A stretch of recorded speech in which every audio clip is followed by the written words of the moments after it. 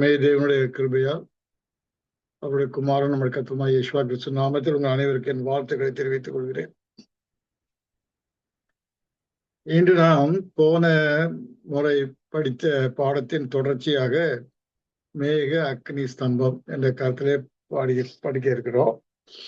இதற்கு ஆதாரமான வேத வசனம் ஸ்டைல் போட்டுருங்க. எண்ணாகமம் 9ஆம் அதிகாரம் 15, 16. வாசஸ்தலம் ஸ்தாபனம் செய்யப்பட்ட நாளிலே மேகமானது வாசஸ்தலத்தை மூடிட்டு சாயங்காலமான போது வாசஸ்தலத்தின் மேல் அக்னிமயமான ஒரு தோற்றம் உண்டாயிற்று. அது விடியற்காலம் மட்டும் இருந்தது. இப்படி நித்தமும் இருந்தது. பகலில் மேகமும் இரவில் அக்னி தோற்றமும் அதை மூடிக்கொண்டு இருந்தது. இதுதான் நாம் தியானத்துக்கு எடுத்துக்கொண்ட வேத வசனம். இதற்கு தொடர்ச்சியாக தான் நாம் என்ன செய்யறோம், படித்து கொண்டு வருகிறோம். போன தடவை இது சில பகுதியை படித்தோம். அந்த பகுதியை குறித்து சில கேள்விகளை கேட்டிருந்தேன். அந்த கேள்விகள் நம்ம ஸ்கிரீன்ல பார்க்கலாம். 2வது ஸ்லைடு. இந்த கேள்விகளுக்கு நீங்கள் உத்தரவு ஆயத்தப்படுத்தி கொண்டு வந்திருப்பீர்கள் நம்புகிறேன். முதல் கேள்வி, மேக அக்னி ஸ்தம்பம் எவைகளுக்கு அடையாளமா இருக்கிறது? தயவுசெய்து சொல்லுங்க. நியாயப்பிரமாண ஏற்பாட்டின் ஒரு பாகமாக காண்பிக்கிறதால் ஒரு அடையாளம் அதன் நிறுவனமாகிறது. நியாயப்பிரமாண ஏற்பாட்டின் ஒரு பாகமாக காண்பிக்கிறதால இது ஒரு அடையாளம் அதான் நிறுவனமாகிறது. இது நியாயப்பிரமாணத்தில் ஒரு பகுதியா இருப்பதால் இது ஒரு அடையாளம் என்ற கருத்துல அதை நம்ம ஏற்றுக்கொள்கிறோம். ஆனா எதை அடுத்து அடையாளப்படுத்துகிறது? சத்தியம், சத்திய ஆவி மற்றும் தேவ பிரசன்னம். எப்படிங்க? சத்தியம், சத்திய ஆவி மற்றும் தேவ பிரசன்னம். சத்தியம், சத்திய ஆவி, தேவ பிரசன்னம், இந்த 3 காரியங்களை அதை அடையாளப்படுத்துறது என்று படிச்சோம் இல்லையா? அது முக்கியமான ஒரு கருத்து. அப்போ இந்த மேக அக்னி ஸ்தம்பம் சத்தியத்தை குறிக்கிறது. அடுத்தாற் போல சத்திய ஆவியை குறிக்கிறது. அடுத்தாற் போல தேவ பிரசன்னம் இருக்கிறது. நிச்சயமும் அது அவர்கள் மத்தியில் இருந்தது என்று சொன்னா தேவ பிரசன்னம் எப்பவுமே அவர்களோடய கூட இருந்தது என்று பார்க்கிறோம். சரி, வாசஸ்தலம் ஸ்தாபனம் செய்யப்பட்ட நாள் இது.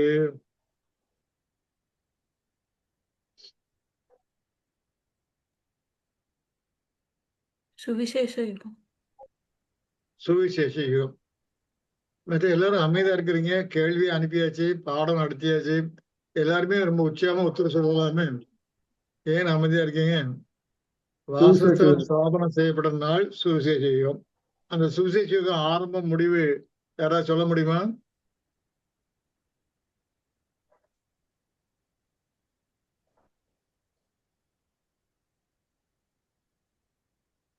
கிபி 33 முதல் கிபி 1878 வரை. கிபி 33 முதல் கிபி 33 மரித்து உயிர்த்த வருஷம் இல்லையா? கிபி 33 அது முதல் எது வரைக்கும்? கிபி 1878 வரை. அப்படியா? 14 வரைக்கும். ஆகஸ்ட் 1914 வரைக்கும். 1914 வரைக்குமா? சரி, அதுக்கு இன்னும் தனியாக இன்னும் ஸ்பெசிபிக்கா ஒண்ணு சொன்னோம். வாசஸ்தலம் யாரை குறிக்கிறது? குறிக்குது.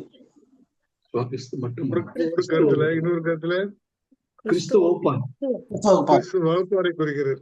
இப்போ கிறிஸ்து வகுப்பார் ஓடி முடிக்கிற வரைக்கும் அந்த வாசஸ்தலம் ஸ்தாபிக்கப்பட்டு கொண்டு வருகிறதா இல்லையா? ஜெகப். அப்போ அது எப்போ வரைக்கும் ஸ்தாபிக்கப்பட்டு கொண்டு வருகிறது? கடைசி அங்கத்தினர் முடிகிற வரைக்கும். கடைசி அங்கத்தினர் மறிக்கிற வரைக்கும்.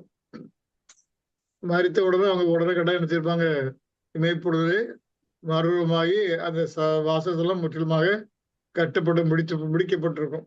ஆகவே கடைசி அங்கத்தினர் மறிக்கிற வரைக்கும் என்று நான் பார்க்கிறோம். லேமன் ஹோம் மிஷனரி கருத்துப்படி 1950 என்கிறாங்க.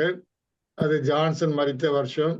ஆனால் நம்முடைய கருத்து கடைசி அங்கத்தினர் யார் என்ற ஒரு கருத்து இருக்கிறது, தெரியாது நமக்கு.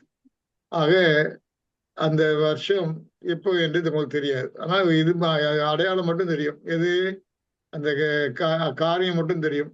கடைசி அங்கத்தினர் மறிக்கிற வரைக்கும் வாசஸ்தலம் கட்டப்பட்டது, அதன் கட்டப்பட்ட நாள் என்று நாம் சொல்கிறோம். சரியா? பகல் இரவு எந்த காலங்களை அடையாளப்படுத்துகிறது? பகல் பருஷியா, பகல் பருஷியா, இரவு எபிஃபனி. அப்படியா? சரி. பகல் என்பது அறுவடை செய்யும் காலம், இரவு என்பது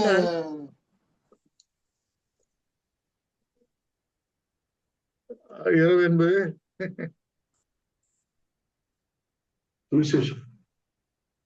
சரி, அதுக்கு அடுத்த படத்தை பார்த்தா தெரியும். சரி, பகல் இரவு எதை பொருள்படுத்துகிறது? 4வது கேள்வி. பகல் புதிய பகல் ஏற்பாடு, எதை பொருள்படுத்துகிறது? இரவு எதை பொருள்படுத்துகிறது? வேதாகமத்தை அர்த்தப்படுத்துது பிரதர். சரி, வேதாமத்துல சரி, எதுவே நம்ம வேதாமத்தை பற்றி தான் படிக்கிறோம். பகல் வேதாமத்தை எதை எந்த பகுதியை பொருள்படுத்துகிறது? பகல் புதிய இரவு ஏற்பாடு, வேதாமத்தை பழைய ஏற்பாடு. எப்படி? பகல் என்ன புதிய ஆச்சு? ஏற்பாடு, பகல் புதிய ஏற்பாடு, இரவு சரி. பழைய ஏற்பாடு. சரி சரி, அப்படி கருத்தை அர்த்தப்படுத்துகிறது என்று எடுத்துக்கொள்வோம். இப்போ பகல் இரவு எந்த காலங்களை அடையாளப்படுத்துகிறதுன்னு சொல்றதுக்கு நம்ம அடுத்த சார்ட்டை பார்க்கலாம். அடுத்த சார்ட் பார்ப்போம்.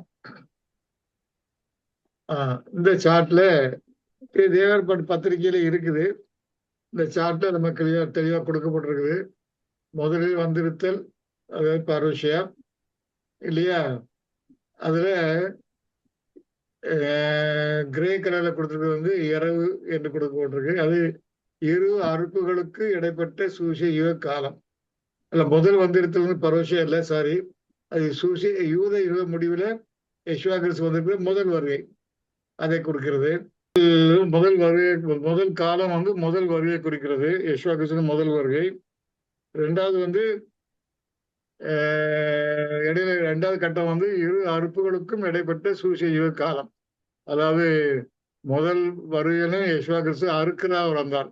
எந்த யுக அறுவடை? அது யூத யுக அறுவடை. யெஷுவா கிறிஸ்து வரும்போது தூத்துக்குடி அவர் கையில் இருக்கிறது என்றெல்லாம் யோவான் ஸ்நானம் என்ன செய்யலாம், இன்ட்ரோடியூஸ் பண்ணி விடுவதை பார்க்கிறோம். அவரும் அறுக்கிறவர்களுக்கு அறுப்பு மிகுதி, வேலையாட்கள் குறைவு என்று சொல்கிறதை பார்க்கிறோம். ஆக முதல் வருகையும் அறுப்பு. அந்த முதல் வருகை அறுப்பு வந்து யெஷுவா கிறிஸ்து வந்து ஊழியத்தை ஆரம்பித்த அந்த 29 வந்து 69 வரைக்கும் இருந்தது என்று பார்க்கிறோம். சரி, அந்த அறுப்பு காலத்துக்கு பகல் என்று கூறுகிறோம். அது யூத யுக அழைப்பு, ஹார்வெஸ்ட் என்று கொடுக்கப்பட்டிருக்க பார்க்கிறோம். அதுக்கு அடுத்தால் கூட அது மேக ஸ்தம்பத்தை குறிக்கிறதா இருக்கு. மேகம் வந்து அந்த பகல் காரியத்தில் தான் மேகம் இருக்கும் இல்லையா? ஆகவே அந்த மேக ஸ்தம்பம் அந்த பகலை குறிக்கிறதா இருக்கிறது. பகல் அது சூரியனை குறிக்கிறதா இருக்கிறது. அப்போ அந்த புதிய ஏற்பாடு சத்தியம் பிரகாசித்தல் என்று கொடுக்கப்பட்டிருக்க பார்க்கிறோம். இந்த புதிய ஏற்பாடு சத்தியம், இந்த புதிய ஏற்பாடு பகுதியில இங்க ஒரு எக்ஸ்டென்ஷன் இருக்கு இல்லையா? இது ஒரு எக்ஸ்டென்ஷன் இருக்கு.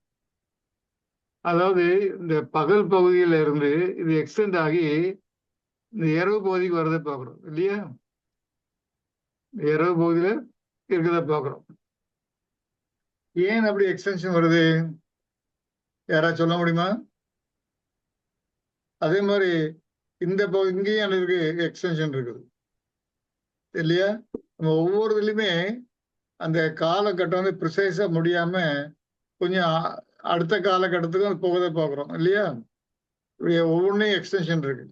இங்க வந்து இரவு முடிஞ்சு பகல்ல கொஞ்சம் பகுதி வருது. அதே போல இங்க வந்து திரும்ப பகல் சமயத்துல இரவு, அந்த அது பகல்குறை காரியம் அந்த அடுத்த இரவு கூட நுழைகிறதை பார்க்குறோம். இது ஏனென்றா எப்பவுமே ஒரு நாள்ல சூரியன் அஸ்தமித்த பின்பும் ஒரு வெளிச்சம் இருந்து கொண்டே இருக்கும். அந்த முழு இரவு வர்றது இருக்கு, அந்த பகுதியை குறிக்கிறது. அதே போல சூரியன் உதித்த பிறகு கூட நிலா வெளிச்சம் அடுத்த மேற்கு பக்கத்துல காணப்படும். இது இப்படிப்பட்ட ஒரு ஓவர்ஃப்ளோ இருக்கவே பார்க்குறோம். அதுக்கு எதுக்காக சொல்றாங்கன்னா, இந்த பகல்ல புதிய ஏற்பாடு உபதேசம் கொடுக்கப்பட்டிருக்கிறது.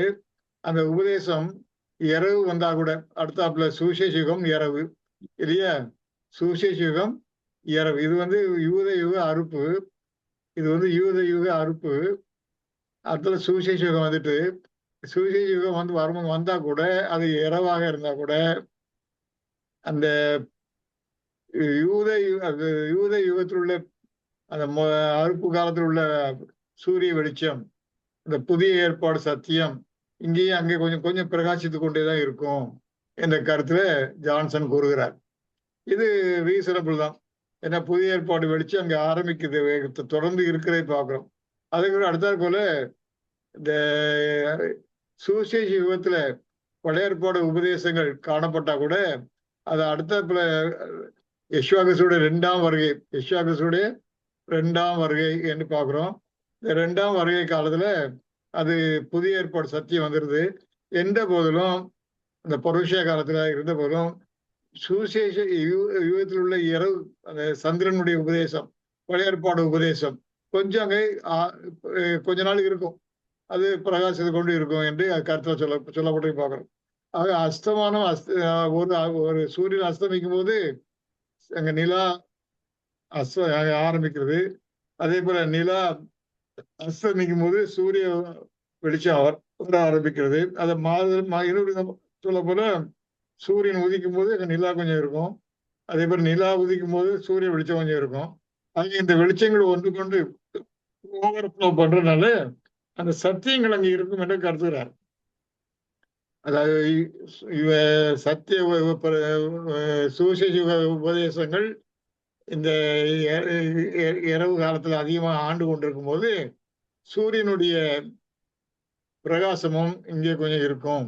அதே போல ரெண்டாம் வருகையில் யேசுவா கிறிஸ்து பரோஷியால அந்த சத்தியத்தை கொடுக்குற காலத்துல புதிய சத்தியம் கொடுக்குறாரு. அப்படி கொடுக்குற காலத்துல நமக்கு குறிப்பாக ரசல் மூலம் கொடுக்குறாரு. இப்போ ரசல் மூலம் சத்தியத்தை கொடுத்துக்கிட்டு இருக்கும் போதும் அங்கே அநேக எடுத்துக்காட்டுகள், அநேக காரியங்கள் புரிவதற்காக எங்கிருந்த சத்தியங்கள் இருக்க வேண்டி இருக்குது. சுவிசேஷ யுகத்தில் உள்ள சந்திரன் அந்த புதிய ஏற்பாட்டுக்கு சாரித்து விளக்குவதற்கு பழைய ஏற்பாட்டு காரியங்களை கொண்டு விளக்க வேண்டியிருந்தது. அதே போல எப்பிபனி காரியங்கள் படிக்கும் போது இது சந்திரனுடைய காலம், இது இரவு. இங்கே நமக்கு கிடைக்கிற சந்திரன் அதாவது பழைய ஏற்பாடு உபதேசங்கள். ஆனாலும் நமக்கு எங்க என்ன வெளிச்சமும் கொஞ்சம் வந்துகிட்டு இருக்கோம், புதிய ஏற்பாடு வெளிச்சமும் வந்து கொண்டே இருக்கும் அதை என்று பார்க்கிறோம். ஆக இப்படிப்பட்ட ஒவ்வொன்றும் ஓவர்லாப் இருந்து கொண்டே இருக்கு என்று பார்க்கிறோம். ஆக அந்த கேள்விப்படி அந்த இரவு காலகட்டத்துல புதிய பழைய ஏற்பாடு உபதேசங்களும் சந்திரன் உபதேசம் என்று படிச்சுக்கிறோம். அதே போல புதிய அறுப்பு காலம், முதல் வருகையில் இருந்த அறுப்பு, ரெண்டாம் வருகையில சுவிசேஷ யுக அறுப்பு. அது ரெண்டு அறுப்பு காலத்திலையும் சூரிய வெளிச்சம் வருகிறது. அதாவது சூரிய வெளிச்சம் என்று சொல்லும் பொழுது அது புதிய ஏற்பாடு வெளிச்சத்தை அது கொடுக்கக்கூடியதா இருக்கிறது. ஏன் பழைய ஏற்பாடு வெளிச்சம் சந்திரன்கிறோம்? அது வேற வெளிச்சம் ஒன்றும் இல்லை. இந்த சூரிய வெளிச்சத்திலிருந்து வெளிச்சத்தை பெற்று மங்களாக பிரகாசிக்கிறது. அப்போ சுவிசேஷ யுகத்துல சத்தியம் கொஞ்சம் மங்களாக பிரகாசிக்கும். அந்த கருத்தை தான் சொல்லணும். நம்ம உடனே சந்திரன் சொன்னோன்னே உலக பிரகாரமா சந்திரன் பெயரக்கூடாது. ஆவிக்குரிய கருத்துல இது சுவிசேஷ யுகத்தில் இருக்கிற வெளிச்சம் யூத யுகத்தில் உள்ள அறுப்பு காலத்தில் உள்ள சூரிய வெளிச்சத்தில் சத்தியத்தில் உள்ள மங்கலான வெளிச்சங்களுக்கு இருக்கும். இங்கே நாம் எலியா பற்றி படிச்சுட்டு வரோம். அங்கே அநேக சமயங்கள்ல அந்த தேவனுடைய பிள்ளைகள் ரிஃபார்மேஷன் கொண்டு வந்தாங்கன்னு பார்க்குறோம். ஏன் ரிஃபார்மேஷன் தேவைப்பட்டது? அங்கே ஒரே இருட்டடிப்பு, darkness, dark age of gospel age சொல்றோம், டார்க் ஏஜ். ஏன் டார்க் ஏஜ் சொல்றோம்? சத்தியம் தெளிவாக கிடைக்காத ஒரு காலம் என்று பார்க்கிறோம். 1260 வருஷம் எலியா சொல்றான் இல்லையா, பஞ்சம் உண்டாகும் சொல்லி. ஆக இப்படி பஞ்சம் உண்டானால அவர்களுக்கு சத்தியம் தெளிவில்லாமல் இருந்தது. ஆனா கிடைக்கிற சத்தியங்கள்லாம் முதல் வருகையிலே யெஷுவா கிறிஸ்து கொடுத்த சத்தியத்தை வச்சு அவங்க புரிந்து கொண்டு வருகிறதை பார்க்கிறோம். ஆகவே இந்த இரவு என்ற பகுதியில கிடைக்கிற சத்தியங்கள் சந்திரன் வெளிச்சம், அதாவது பழைய ஏற்பாடு சத்தியம். பழைய ஏற்பாடு சத்தியம் என்ன? புதிய ஏற்பாடு அந்த சூரிய வெளிச்சம், தேவனுடைய விசேஷமான சத்தியம்.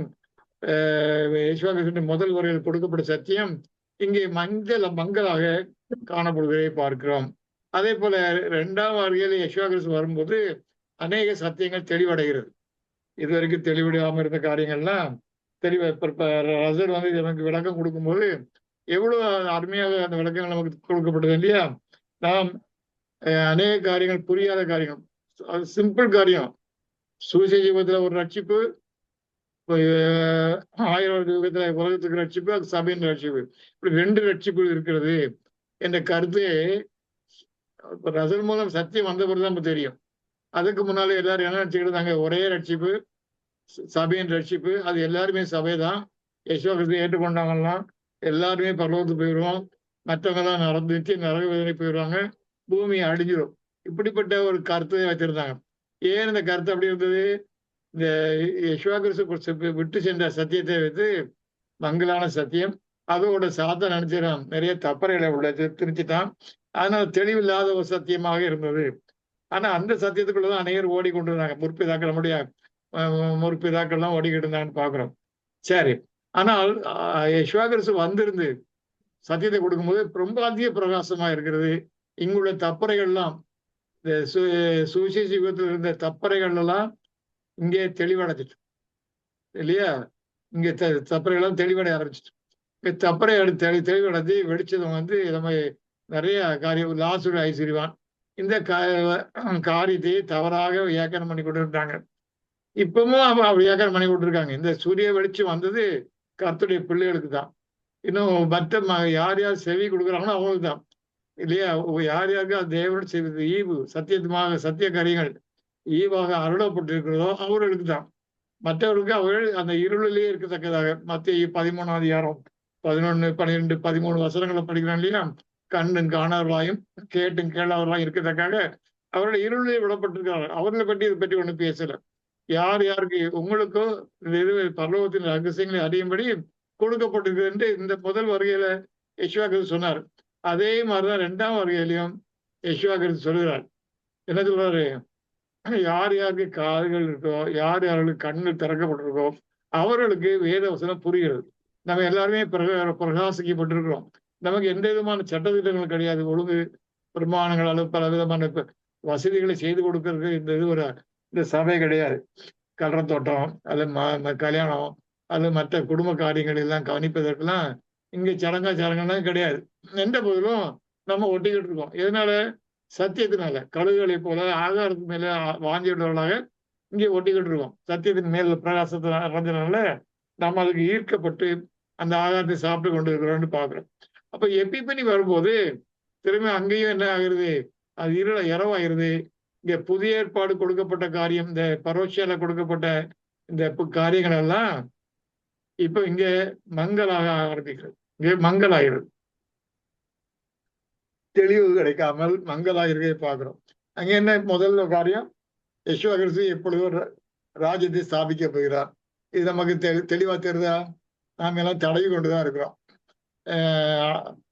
ஆசரிப்பு கூடாரத்தை வச்சு இப்ப கணக்கு பார்க்குறோம், இல்லைன்னா நோவா பேடையை வச்சு கணக்கு பார்த்துக்கிட்டு இருக்கோம், கிரானாலஜி வச்சு கணக்கு பார்க்குறோம்.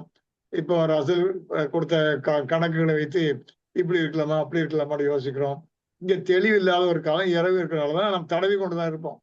ஆனாலும் இந்த சத்தியங்கள், பரோட்சியால கொடுத்த சத்தியங்களை நம்ம என்ன செய்யணும்? ஊன்றி கட்டி பிடித்தவர்களா இருப்போம் இல்லையா? ஆகவே ரசல் கொடுத்த கருத்துக்களை அதிகமா பற்றி பிடித்தவர்களா இருப்போம். இந்த கருத்துக்களை வைத்துக்கொண்டு இதுல ஏதாவது ஒத்து வருதா ஒத்து வரலையா என்றெல்லாம் இப்ப அனலைஸ் பண்ணிக்கொண்டு இதில் நம்ம இந்த இரவு என்கிற எப்பிபனில இருக்கிறோம். எப்பிபனி காலம் எவ்வளவு என்ன தெரியாது. அது ஒரு 40 வருஷம் என்று முதல்ல எதிர்பார்த்தார்கள். அங்கேயும் பாத்தீங்களா நமக்கு மங்களாக தான் அறிவு இருக்குது. நான் எப்பிபனி 40 வருஷம் தான், 1954 அதை முடிஞ்சிடும் என்று எதிர்பார்த்தார்கள். பரோஷியா 40 வருஷம், 1874 இருந்து 1914 வரைக்கும். அது பிறகு அடுத்தது 40 வருஷம், அது 1914 இருந்து 1954 வரைக்கும் வந்தாங்க. ஆனா அதுலயே நமக்கு திட்டமா தெரியல. அங்க 54 சில காரியங்கள் முடிஞ்சுன்னு சொல்றோம். சரி, அது இருக்கட்டும். ஆனால் திட்டவட்டமா எந்த ஆதாரமும் கிடையாது.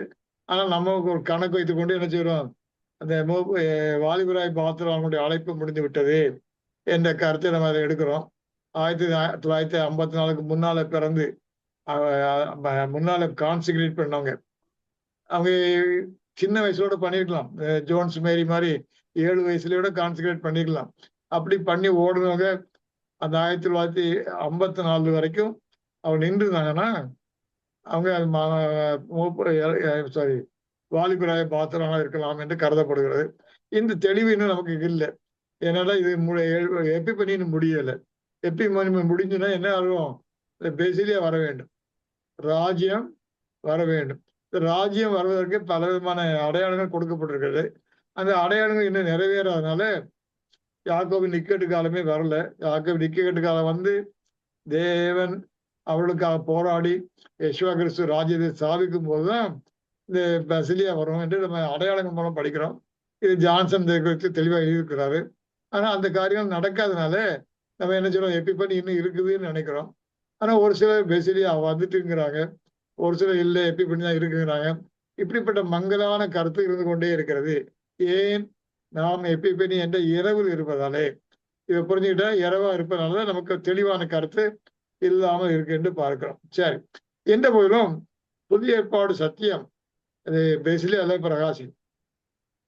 பெசிலியால புதிய ஏற்பாடு சத்தியம் பிரகாசிக்க ஆரம்பிச்சிடும். யெசுவா கிறிஸ்து ராஜ்யத்தை சாதிப்பார். நிச்சயமாக மணவாட்டி சபையார் அங்க ஆள ஆரம்பிக்கிறாங்க. நிச்சயமாக யாரும் வந்துருவார், மூப்பராய் பாத்திரவங்களும் எழுந்து வருவார்கள். ஆக சத்தியத்தை போதிப்பதற்கு மணவாட்டி சபை எல்லாத்தையும் அவர்களுக்கு மேல யெசுவா கிறிஸ்து அதை பூமியில வாங்கி கொடுப்பதற்கு இளவரசர்களாக பிரபுக்களாக மூப்பராய் பாத்திரங்கள், அது மாதிரி வாலிப பாத்திரங்கள் இருப்பார்கள். ஆகவே நமக்கு புதிய சத்தியம் தெளிவாக கிடைக்கும். புதிய ஏற்பாடு சத்தியம் தெளிவாக கிடைக்கும். அதாவது புதிய சத்தியம் சொன்னோன்னே இந்த பழைய சத்தியத்துல முரண்பாடாக இருக்குன்னு நினைக்கக்கூடாது. எப்பவுமே பழைய உடன்படிக்கை புதிய உடன்படிக்கை சொன்னோன்னே அதை உருவழிந்து போகும். அதனுடைய ஆர்டினன்ஸை சிறுவில் அறைந்தார், அதை நிறைவேற்றி முடித்தார் என்று சொன்னோன்னே பழைய ஏற்பாடுடைய அந்த பழைய உடன்படிக்கை நியாயப்பிரமாண உடன்படிக்கை ஒண்ணும் இல்லாம போயிட்டு நினைக்கக்கூடாது. அது உருவழிந்து போன்னு சொன்னா கூட அதனுடைய பிரமாணங்கள் தான் புதிய உடன்படிக்கையில மத்தியஸ்தராகிய யெசுவா கிறிஸ்து மூலம் அது நிற்கப்படுது. அது ஜீவனுள்ள யெசுவா கிறிஸ்து அங்கே மத்தியஸ்தராக இருக்கிறார். மோசையை கம்பேர் பண்ணும்போது மோசை ஒரு பலவீனமான விழுந்து போறவர்களை காப்பாற்ற முடியாது. ஆனால் இங்கே யெசுவா கிறிஸ்து தன்னுடைய ரத்தத்தினாலுடைய மீட்கும் கிரியத்தினால அவர் தூக்கி நிறுத்துகிறார். அவர் எல்லாருக்கும் மரணத்தை ருச்சி பார்த்தார். இதை கிறிஸ்தவர் அனைவரும் மறந்து விடுறாங்க. சத்தியம் படிக்கிறவர்களோட மறக்கிறாங்க. அவர் எல்லாருக்காகவும் மரணத்தை ருச்சி பார்த்தார். எல்லாருக்காகவும் அவர் மீட்டுக்கொண்டு அந்த காரியத்தை ஜெயித்து வெற்றி சேர்ந்திருக்கிறார். அவங்க எல்லாரும் உயிர்ப்பிக்கப்படணும். 2ஆம் மரணத்துக்கு போனவர்களை தவிர மற்ற எல்லாரும் உயிர்ப்பிக்கப்பட வேண்டும். அந்த பிரமாணம் இருக்குது. அந்த பிரமாணத்தின்படிதான் ஆதாமுக்கு எல்லாரும் மரிக்கிறது போல கிறிஸ்துக்குள் எல்லாரும் உயிர்ப்பிக்கப்படுவார்கள். கிறிஸ்துவுக்குள் என்று சொல்லும்போது சுவிசேஷ கிறிஸ்துவுக்குள் கருத்து அந்த அர்த்தம் இல்லை. கிறிஸ்துவின் ஈடு கரையத்துக்குள் எல்லாரும் உயிர்ப்பிக்கப்படுவார்கள் என்று பார்க்கிறோம். இங்கே அவர் மத்தியஸ்தராக ஜீவனை கொடுக்கிற மத்தியஸ்தராக, அதே சமயத்துல மன்னிக்க அவருக்கு அதிகாரம் உள்ள மத்தியஸ்தராக அவர் இருக்க பார்க்கிறோம். ஆகவே ராஜ்ய பகுதியில அது அந்த பழைய உடன்படிக்கை போல பலவீனமாக இல்லாமல் புதிய உடன்படிக்கை அங்கே இருக்கிறதை பார்க்கிறோம். சரி, அப்போ சொற்ப காலம் ஒன்று வருவதை பார்க்கிறோம். அடிக்கடி படிப்போம் நம்ம. இந்த சொற்ப காலம் சாத்தான் அவுத்து விடப்படுகிறான். அங்கேயும் திரும்ப அநேக பிரம்மைகள் வந்துவிடும். ஏனென்றா இந்த சுவிசேஷ இரவு வந்து நம்ம பாவத்துக்குள்ளே இருக்கிறோம். அது சாத்தான் நம்மளை ஏமாத்துவதற்கு எளிதான காலம். ஆனால் இந்த ராஜ்ய பகுதியில நம்ம என்ன செய்தோம், பூரணம் அடைஞ்சிட்டோம். அப்படி இருக்கும்போது இந்த சொற்ப காலத்துல சாத்தான் அவுத்து விடுற காலத்துல திரும்பவும் சாத்தான் நம்மளை வஞ்சிக்கிறான்னு சொன்னா அநேகர் விழுந்து போவார்கள் என்று சொன்னா கடற்கரை மனதுணையாக அவர்களும் இருப்பார்கள் என்று சொல்லப்பட்டிருக்கு. அப்படி சொல்ல போனா அப்ப என்ன ஆகிறது, நிச்சயமா அங்க வஞ்சனை அதிகமாக இருக்கும். அவன் நம்மளை ஏமாத்துற முறையும் பயங்கரமா இருக்கும். ஆனால் இப்பவுமே நம்ம வந்து நித்திய ஜீவனை பற்றி கொண்டு அந்த அந்த பஸ்கா ஆசரித்து நம்ம அடையாளப்படுத்துறோம் இல்லையா, அது பாஸ்ட் ஓவர், கடந்து செல்லப்பட்டிருப்போம். ஆனால் நிச்சயமாக இந்த சொற்ப காலத்துல நாமும் கடந்து செல்லப்படுவதற்கு வாய்ப்பு இருக்கிறது, அனுகிரகம் பெற்றிருக்கு என்று பார்க்கிறோம்.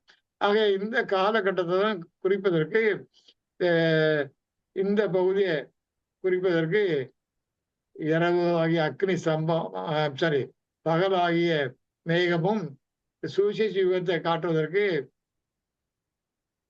என்ன சொல்லப்பட்டிருக்கு?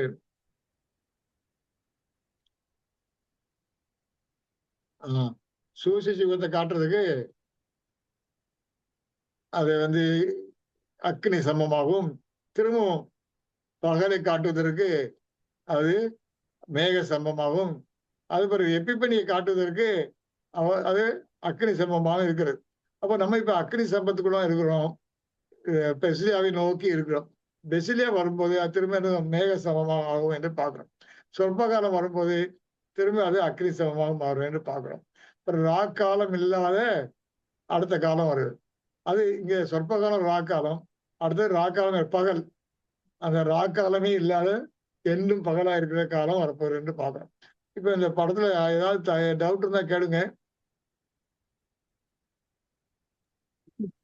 அங்கிள், இந்த யூத யுக அறுப்பு அந்த ஃபர்ஸ்ட்ல புதிய ஏற்பாடு சத்தியம் பிரகாசித்தல்னு சொல்றது அது கொஞ்சம் புரியல அங்கிள் எனக்கு.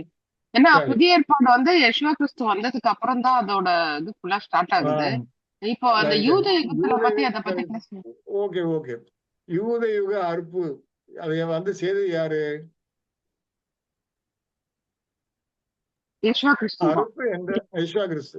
அறுப்பு என்றாலே என்ன? முதல்ல சத்தியத்தை நிறைய கொடுக்கணும். சத்தியத்தை நிறைய கொடுத்து அந்த சத்தியத்துல இருந்து திரும்ப என்ன செய்யணும்? அறுத்து எடுக்கணும். யார் சத்தியத்தை அதிகமாக வாஞ்சித்து ஏற்றுக்கொண்டாங்களோ அவர்களை மணியாகவும், யார் அதை புறக்கணித்தார்களோ அவர்களை சாவியாக, பதராக அவர்களை மாற்றணும். ஆக அறுக்கிற காரியமும் சத்தியத்தை கொடுக்கிறதும் விதைக்கிற காரியமும் சத்தியம்தான், அறுக்கிற காரியமும் சத்தியம்தான். இது யெகோவா கிறிஸ்து முதல் வரையில வந்துதான் செய்தார். அப்போ யூத யுக அறுப்பை செய்தது யாரு? யேசுவ கிறிஸ்து. ஆமா. அப்போ யெகோவா கிறிஸ்து வந்து செய்த சத்தியத்தை அதிகமா கொடுத்தார் இல்லையா? ஏன் இஸ்ரேல் ஜனங்கள் யெகோவா கிறிஸ்து கொலை பண்ணாங்க? அவர் கொடுத்த புதிய சத்தியங்கள் எல்லாம் அவர்களுக்கு ஏற்றுக்கொள்ள முடியாம இருந்தது இல்லையா? அவரை ஏற்றுக்கொள்ள முடியாமல் அவங்க புரியல. பாவம் அவங்களுக்கு அந்த காலகட்டத்தில் அவங்க நியாயபரமான உடன்படிக்கை அதிகமாக பற்றுள்ளவர்களாக பிடித்து கொண்டு அதை ஓங்கி உயர்த்தி வைத்துக் கொண்டே இருந்தனால அவங்களுக்கு என்ன செய்ய முடியல? இதை கிரகிக்க முடியல இல்லையா? அவர்கள் எல்லாரும் ஊழியக்கார வகுப்பாராக இருந்தார்கள். யெகோவா கிறிஸ்து என்ன செய்கிறார்? புத்திர வகுப்பாளரை சேகரிக்க வந்திருக்கிறார். அவரை ஏற்றுக்கொண்ட எத்தனை பேரோ அத்தனை பேரும் தேவனுடைய பிள்ளைகள் ஆகும்படி ஊழியக்காரங்கள் இல்ல, தேவனுடைய புத்திரர் ஆகும்படி அவர்களுக்கு அதிகாரம் கொடுத்தார். ஆக இந்த புதிய சத்தியம், புதிய ஏற்பாடு சத்தியம் எங்கதான் ஆரம்பிச்சது? லூக்கா, மத்தேயு, மார்க்கு, லூக்கா, யோவான்லாம் எதை பற்றி சொல்லுது? இந்த யெகோவா கிறிஸ்து முதல் வரையில வந்ததை பற்றி தான் சொல்லுது இல்லையா? ஆமா. அப்படி என்றால் இது வந்து சூரிய பிரகாசமா இல்லையா? யூத அறுப்பு காலத்துல உள்ள சத்தியம் வந்து சூரிய பிரகாசம். அது புதிய ஏற்பாடு உபதேசம் அங்கேயே ஆரம்பிச்சுட்டு இல்லையா? புரிஞ்சுக்கிட்டா? சூரிய பிரகாசம்னா ஆனா அவங்களுக்கு நல்லா புரியணும்ல, ஆனா அவங்களுக்கு அது புரியலையே. புரியறது வந்து அது நோக்கம் இல்லையே. சுவிசேஷ யுகத்திலையும் எல்லாரும் புரிஞ்சுக்கிட்டு நோக்கமா? அது இப்போ எப்படி யார் யாருக்கு யெகோவா கிறிஸ்துவின் பிரசங்கமே ரொம்ப அருமையான பிரசங்கம். அது வந்து காது உள்ளவர் கேட்கிறவர் அப்படின்னு சொல்லிட்டு போவார் இல்லையா? எங்கேயாவது யாரையாவது கட்டாயப்படுத்தி புரிய வச்சிருக்கிறாரா? இல்ல. அவர் செய்தியை சொல்லுவாரு, காது உள்ளவர் கேளுங்க சொல்லி போயிடுவார் இல்லையா? காது உள்ளவர் கேளுங்க. அதான் அவருடைய பிரசங்கம் முறையே. யெகோவா கிறிஸ்து ஒரு பெரிய டீச்சர். அவர்களை யோசித்து பார்த்தோம்னா அந்த அவருடைய டீச்சிங் மெத்தடை யோசித்து பார்த்தோம்னா ரொம்ப அருமையா சிறப்பா இருக்கும். அவர் எங்கேயுமே ஆகாரத்தை திணிக்கவில்லை. நம்மளோட அநேக சமயங்களில் ஆகாரத்தை திணிக்கிறோம். அப்படி ஆகாரம் திணிக்க கூடாது. யார் காது இருக்கோ அவர் கேட்கட்டும் சொல்லி விட்டுட்டு போகணும். அப்படிதான் யெகோவா கிறிஸ்து ஊழியத்தை செய்தார். புதிய புதிய சத்தியத்தை கொடுக்கிறார். காது உள்ளவர் கேட்கறாங்க. காது உள்ளவர்கள் கேட்க சிலருக்கு புரியாட்டா கூட அவங்க என்ன செய்றாங்க, பின்னாலே அவர் பின்னால போய் இது ஏன் இப்படி சொன்னீரு? விதைக்கிறோட உவமைன்னா என்ன? அது இப்ப புரியல எங்களுக்கு. அது சொல்லிக் குடும். இப்படி பின்னாலே போய் கேட்கறாங்க. ஆனா, அதே இருக்காங்க அந்த தாகம் இல்லை. தாகம் இல்லாம என்ன செய்றாங்க? அவர் மேல சீற்றம் கொள்கிறார்கள், பொறாமைப்படுகிறார்கள், எதிரடையாக வேலை செய்கிறார்கள். ஆக இந்த சூரிய வெளிச்சம் வந்தனால அவருடைய இருள் அவர்களுக்கு அதிகமாகிறது. வெளிச்சம் வந்த வெளிச்சத்தை பெற்றவர்கள் என்ன செய்றாங்க?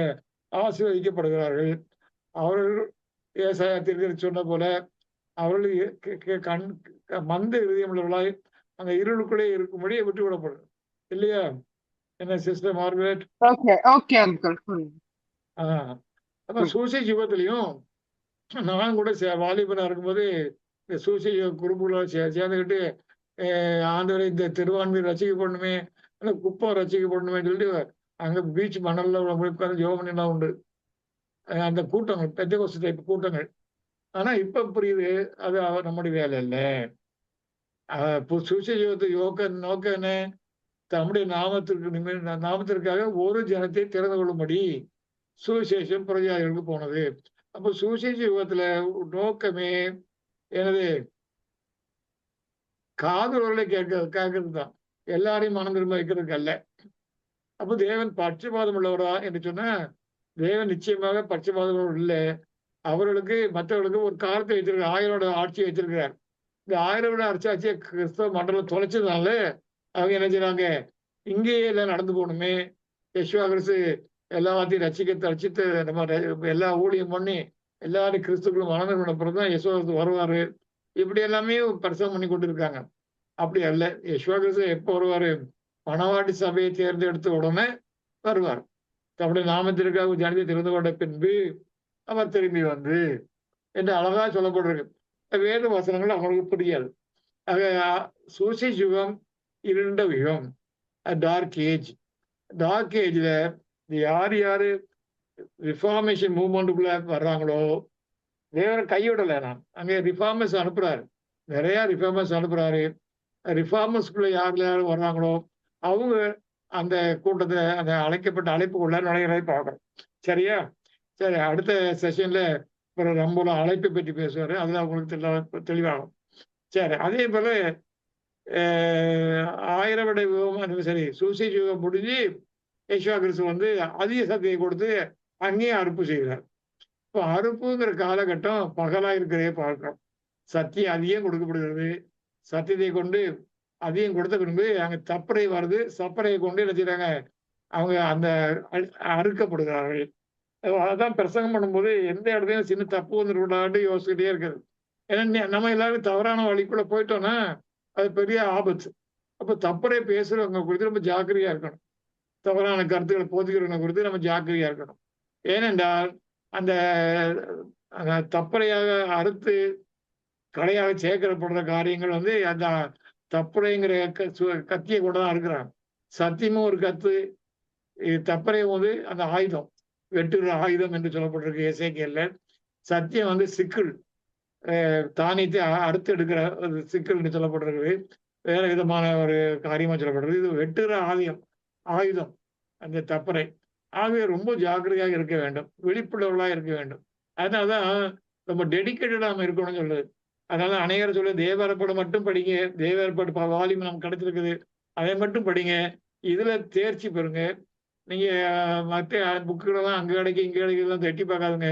இதை படிச்சு இதை அதனுடைய பிரமாணங்களுடன் தேருங்க என்று திரும்ப திரும்ப சொல்றது வந்து பைத்தியக்காரத்தனத்தினால அல்ல, ஒரு எச்சரிக்கை தத்துவமாக சொல்லிக்கிட்டே இருக்கிறேன். நீங்க அதுக்கு காது கொடுத்து கேட்க முடியும், அன்பாய் கேட்டு கொடுக்குறேன். சரி, இப்ப இதுல வேற ஏதாவது டவுட் இருக்கா? பிரதர் கிளாரிஸா உங்களோட இதுல டவுட் முதல்ல கிளாரிஸா சிஸ்டர் கேளுங்க. சிஸ்டர் கிளாரிஸா. பிரதர் உங்களோட நீங்க நடத்தினதுல இப்போ எனக்கு டவுட் இல்ல. ஆனா வந்து ஒரு சங்கீதம் 121:6 பகலிலே வெயிலாயிலும் இரவிலே நிலவாயிலும் உன்னை சேதப்படுத்துவதில்லைன்னா அது சேதப்படுத்தாது தானே? அது அது எதனால அப்படி சொல்றது என்ன ரீசன் பிரதர்? பகல்ல வெளிச்சம் நிறைய வரும்போது அங்க இடங்கள் வருதா இல்லையா? சத்தியம் நிறைய வரும்போது இடங்கள் வருதா இல்லையா சிஸ்டர்? யூத யுகத்துல யெஷுவா கிறிஸ்து கொடுத்த சத்தியத்துல எல்லாரும் ஏற்றுக்கொண்டாங்களா? ஆமா ஆமா இடரல் உண்டாச்சு. ஆமாங்க பிரதர். பரிசேயர்கள் அநேக இஸ்ரேல் ஜனங்களே அவருக்கு விரோதமா இருந்தாங்க, இவரை அகற்றும் என்று சொன்னாங்க இல்லையா? அப்போ ஆமாங்க. அப்படிப்பட்ட காரியம் தேவனுடைய பிள்ளைகளுக்கு இருக்காது. சத்தியத்தை உடையவர்களுக்கு. அசத்தியம் இருக்கிறவங்கள்ட்ட அது வேலை செய்யும். சத்தியம் உள்ளவங்கள்ட்ட அது சேதப்படுத்தாது. அது இரவுலையும் அதே போலதான். அங்கே சத்தியம் நம்ம பற்றி கொண்டு பிடித்து கொண்டு இருப்போமானால் எது சேதப்படுத்தாது? அந்த பாப்பசி கொடுத்த தப்பறைகள், ஏராளமான தப்பறைகளை கொண்டு கொட்டினாங்க, குப்பை கொட்டுற மாதிரி. கார்பரேஷன்ல குப்பை கலெக்ட் பண்ணி உடல கொட்டுறாங்க இல்லையா? அது மாதிரி சுவிசேஷ யுகத்துல சாத்தான் நினைச்சுதான் பாப்பசி மூலம் குப்பை மேல குப்பையாக கொண்டு கொட்டின அருவருப்பான குப்பையெல்லாம் கொட்டியிருக்கான். ஆனா அப்படிப்பட்ட குப்பைகளாலையும் கர்த்தருடைய பிள்ளைகள் என்ன செய்ய மாட்டாங்க? சேதப்படுத்த மாட்டார்கள். யாரு? உன்னதமானவரின் மறைவில் இருக்கிறார். அதை மறந்துடக்கூடாது. அவங்க செட்களின் கீழே, செட்டை என்னது? பழைய 2 செட்டா இருக்கும், பழைய ஏற்பாடு புதிய ஏற்பாடு. அந்த பழைய ஏற்பாடு புதிய ஏற்பாடு செட்களின் கீழே மறைவிலே இருக்கிறவன், அந்த சத்தியத்துக்குள்ளாக இருக்கிறவன், அவன் இருக்கிறவர்களுக்கு பகலிலே வெயிலாகிலும் இரவில் நிலவாகிலும் அது சேதப்படுத்தாது. தப்பறைகளால வெட்டுகிற ஆயுதத்தினால சேதம் வராது. என்ன சிஸ்டர், புரிஞ்சுக்கிட்டேன்? புரிஞ்சு. Thank you brother. Thank you sister. வேற யாருக்காது பிரதர் ரம்போலன்? பிரதர் எனக்கு 2 டவுட் பிரதர். ஒண்ணு வந்து பகல்ல தான் அறுப்பு நடக்கும்னு இதுவரை நினைச்சிட்டு இருந்தேன். பகல்ல அறுப்பு நடக்குது. பரோஷியா வந்து பகல். அது போல முதல் யூத அறுப்பும் பகல் தானே? நீங்க சரி நினைச்சு சரிதானே? காலம் வந்து அறுப்பு வந்து 1000 வருட அறுப்பு வந்து இரவுல வருது. 1000 அறுப்பு கிடையாது. 1000 வருட காலத்து சொற்ப காலத்து தான் இரவு. ராஜ்ய பகுதி, பெசிலியா பகுதி என்னது? எப்பிபனி இரவு. கிளியரா இருக்கல. எப்பிபனி இரவு, பெசிலியா பகல். பகல். அதே சொற்ப காலங்களா இரவு. 1000 வருடத்திலேயே 3 காலம் வந்துருது பிரதர். கொஞ்சம் பொறுங்க பிரதர், எரேஸ் பண்ணிடுறேன்.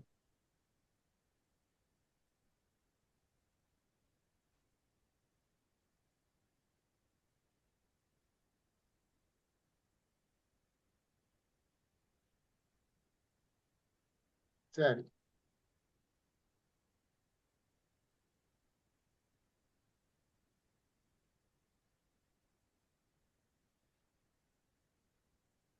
பிரதர் இந்த பரோஷால இதுல இருந்து சொற்பா இது வரைக்கும் 1000 யுகம் தானே பிரதர்?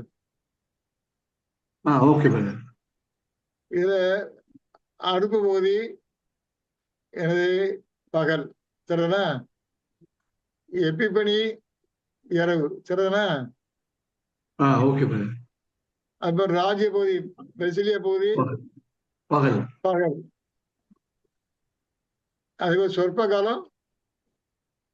நீங்க சொற்ப காலத்து அறுப்பு நீ நினைக்கிறதுனால இங்கேயே அறுப்பு இருள வருதுன்னு கேக்குறீங்க, சரிதானா? இது வந்து ஏற்கனவே நான் முன்னாலே பிரதர் ஜாக்கப் இதை மாதிரி கன்ஃபியூஸ் பண்ணாப்ல. இது அறுவடை காலாண்டே எடுக்காதுங்க பிரதர். இங்க வந்து அறுப்பு என்னன்னா வாலண்டியரா கொடுத்து அவங்கள படிச்சு வாலண்டியரா வரணும், அதுக்கு அவங்கள அர்த்தம் எடுக்கிறார். இங்க அப்படி இல்லை. சொற்ப காலத்துக்கு முன்னாலே எல்லாரும் என்ன செய்யறாரு? பக்குவப்படுத்தி ஒரே நிலைக்கு கொண்டுக்கிறார். பூர்ண பெர்ஃபெக்ஷனுக்கு வந்துடுறாங்க இங்க, இல்லையா பிரதர்? இங்க பூர்ண பெர்ஃபெக்ஷன் வந்துடுறாங்க இல்லையா? இது ஒரு விதத்துல அறுப்பாக இருந்தா கூட இதோட நேச்சரே டிஃப்ரெண்ட். இது அறுப்புன்னு சொல்லலாம். அப்படி நீங்க அறுப்புட்டு எடுத்தீங்கன்னா, நான் ஏற்றுக்கொண்டானா, நம்ம அதை அறுப்புட்டு எடுத்துக்கொண்டோம்னா இந்த இடத்துல அறுப்பு இராக்கால தான் வருது. அப்படி வச்சிடுங்க. சுவிசேஷ அறுப்பும் யூத அறுப்பும் பகல்ல வருது. ஆனா 1000 வருட யுகத்துள்ள அறுப்பு இரவுல வருது என்று வச்சுக்கலாம், இல்லையா? ஆமா. ஆனா இப்ப அறுப்பு வந்து பகல்லாம் ஒரு வேண்டியதான் சட்டம் இருக்குதா? அப்படி சட்டம் இல்லை. இந்த காலகட்டம் கம்ப்ளீட்டா சாத்தான் அவுத்து விடப்பட்ட காலம் இரவு தான், சொற்ப காலம் இல்லையா பிரதர்? ஓகே. இது உங்க டவுட்டை தெளிவுபடுத்துங்க. அதான் யூஸ்வலா நம்ம பகல்ல தானே மணிகள்ல அறுப்போம், பயிர்களை அறுக்கிறது போறது, கோதுமை மணிகள்லாம். ஆமா. அதனால இங்க வந்து அறுத்து எடுத்து அங்கெல்லாம் அறுத்து எடுத்து என்ன பண்றாரு சொல்லுங்க பிரதர்? ஆ, இங்க அறுக்கல என்ன படிக்கிறோம்? அறுப்பு ஹார்வெஸ்டிங் எடுக்கிறோம் இல்லையா? அதுக்கு ஆமா. 7 ப்ராசஸ் இதை பண்றோம் இல்லையா? அறுத்து கட்டிலாக்கி சுமந்து கொண்டு வந்து அங்க வந்து வின்னோயிங் எல்லாம் போடுறோம் இல்லையா? அதை களத்துல போட்டு அடிச்சு தானிய வேற இது பண்ணி அதை காத்துல வீசி எல்லாமே ப்ராசஸ் பண்றோம்ல. அப்புறம் பதற நீக்கிறோம், அதை பிரிச்சு எடுக்கிறோம். அதே வேலை இங்கேயும் நடக்குது, 2ஆம் முறை வந்திருக்கிறதையும் நடக்குது. சரியா பிரதர்? ஆனா yes, சொற்ப brother. காலத்து அது மாதிரி நடக்குதா? இல்ல பிரதர். சொற்ப காலத்து அப்படியே இல்லை. ஒத்தையா ரெட்டையா, நீ ஜீவனோட இருப்பியா சாகரியா, அவ்வளவுதான். இங்க அப்படியே இல்லை இல்லையா? ஓகே. இந்த முதல் வருகை யூத யுக அறுப்புலையும் சுவிசேஷ யுக அறுப்புலையும் அந்த ப்ராசஸ் வேற. ஹார்வெஸ்ட் சொன்னாலே நம்ம 7 காரியங்கள் படிச்சிருக்கோம். ஒருவேளை திரும்ப எப்ப டைம் இருந்தா கத்து சேர்த்தமா அதை பற்றி படிக்கலாம். 7 ப்ராசஸ் இருக்குது. அதே மாதிரி 7 ப்ராசஸ் இங்க கிடையாது.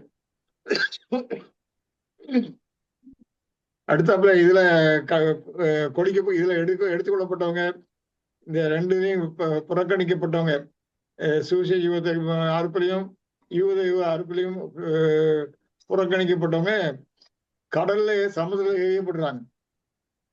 திரும்ப உலகத்துக்குள்ளதான் வாழ்றாங்க இல்லையா? ஆனா இங்க அப்படி இல்லை. இங்க புறக்கணிக்கப்பட்டவங்க ஒரு இடம் எங்க போயிடுறாங்க? சொற்ப காலத்துல உள்ளவங்க 2ஆம் மரணத்துக்கு போயிடுறான் இல்லையா பிரதர்? அதனால இந்த சொற்ப காலத்து ப்ராசஸே இட்டலி டிஃபரெண்ட்.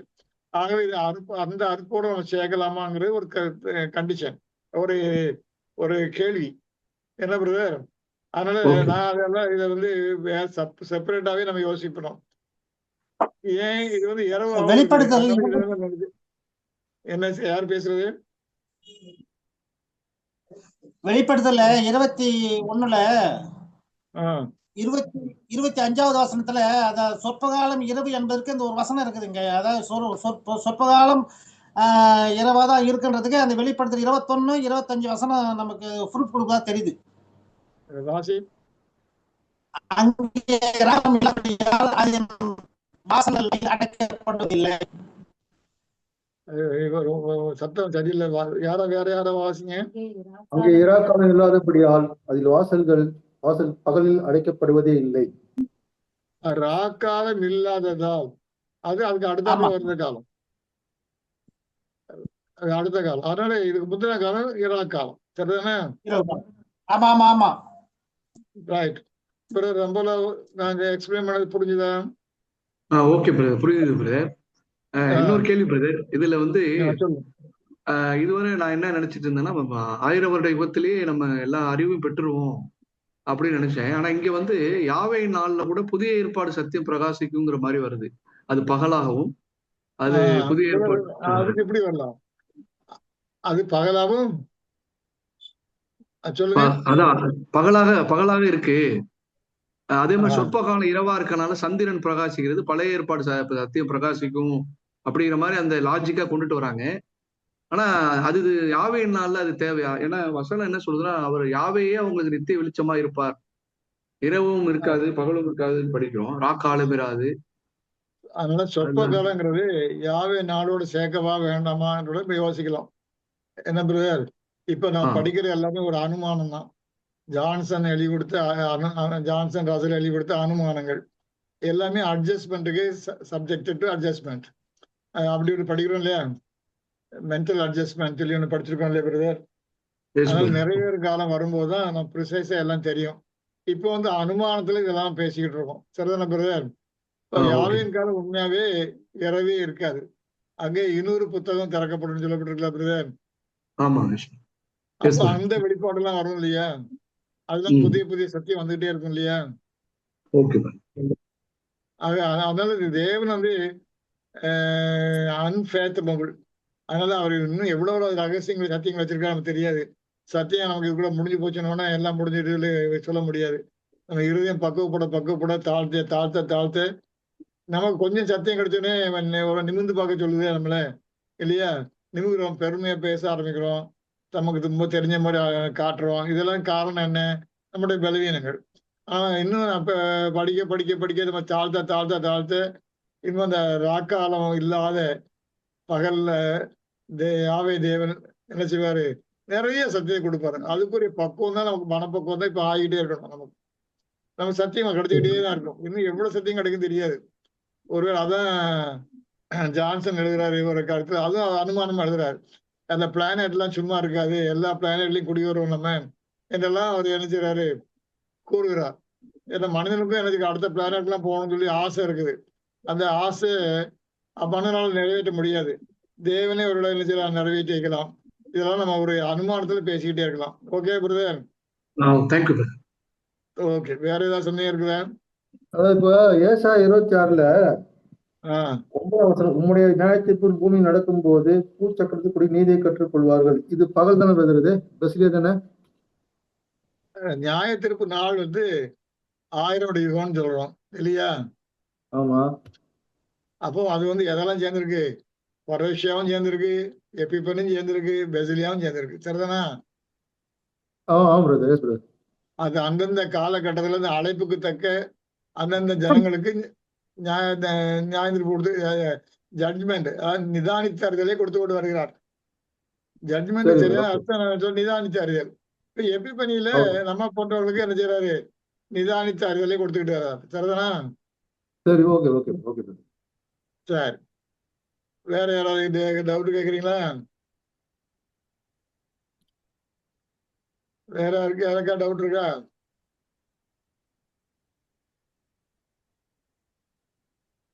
சரி, இதுல நான் குறிப்பிட்ட டைமோட அதிகம் ஸ்பெண்ட் பண்ணிட்டோம்.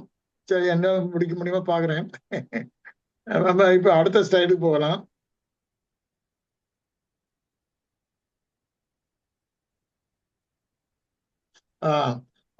மேக அக்னி சம்பம் மூடிட்டு என்று பார்க்கிறோம்.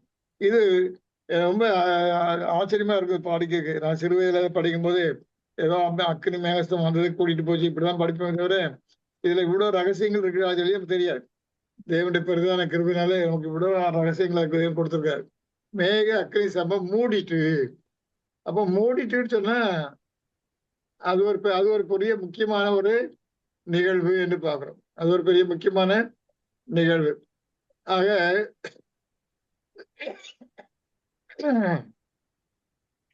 தேவனுடைய வாசஸ்தலம், அது தேவன் வசிக்கிற ஒரு காலம், இடம், ஸ்தாபரிக்கிற ஒரு இடம் இல்லையா? அது டோலிங் பிளேஸ் என்று ஆங்கிலத்தில் கொடுத்திருக்கு. அடுத்தாப்புல அது மீட்டிங் பிளேஸ், தேவன் சந்திக்கும் மக்கள் அங்கே தேவனை சந்திக்கிறாங்க இல்லையா? முக்கியமா மோசையும் ஆரோனும் தேவன் அங்க சந்தித்து பேசுவது அங்கதான்.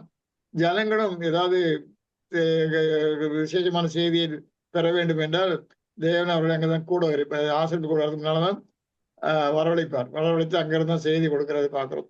ஆரோன் மூலம் மோசையின் மூலம் கொடுக்கறதை பார்க்கிறோம். ஆகவே அது தேவன் சந்திக்கும் ஸ்தலம். அடுத்தாற்போல தேவன் ஆசீர்வதிக்கிறதாலும் அனுகூலத்தை ஆசீர்வதிக்கும் இடம். ஆக இப்படி 3 முக்கியமான ஃபங்க்ஷன் அந்த ஆசீர்வதிப்பு கூடாரத்துல இருக்கிறதை பார்க்கிறோம். ஆக இதை நாம் முக்கியமா மனதில் வைத்துக் கொள்ள வேண்டும். இந்த 3 காரியங்களும் மட்டும் இல்லாம அந்த மேக அக்னி சம்பம் மூடு இருக்காங்க, அதுக்கு இதை கொண்டு இதை பேஸ் பண்ணி அதை ஆசீர்வதிப்பு கூடாரத்துக்கு 3 விதமான பேர்கள் இருக்குது. அதை அடுத்ததுல பார்க்கலாம். அடுத்த ஸ்லைட். ஆசீர்வதிப்பு கூடாரம் ஆங்கிலத்துல டேபர்னக்கிள் என்று போட்டிருக்கு. இந்த டேபர்னக்கிள் அநேக இடங்கள்ல வருது, ஆசீர்வதிப்பு கூடாரம்னு வருது. அடுத்தாப்புல அதுக்கு வாசஸ்தலம் என்ற ஒரு பேரும் தமிழ்ல கொடுத்துருக்காங்க. அநேக இடம் ஒரு சில இடங்கள்ல தான் டொல்லிங் பிளேஸ், ஒரு சில இடங்கள்ல தான் டொல்லிங் பிளேஸ் என்று கொடுக்கப்பட்டிருக்கு.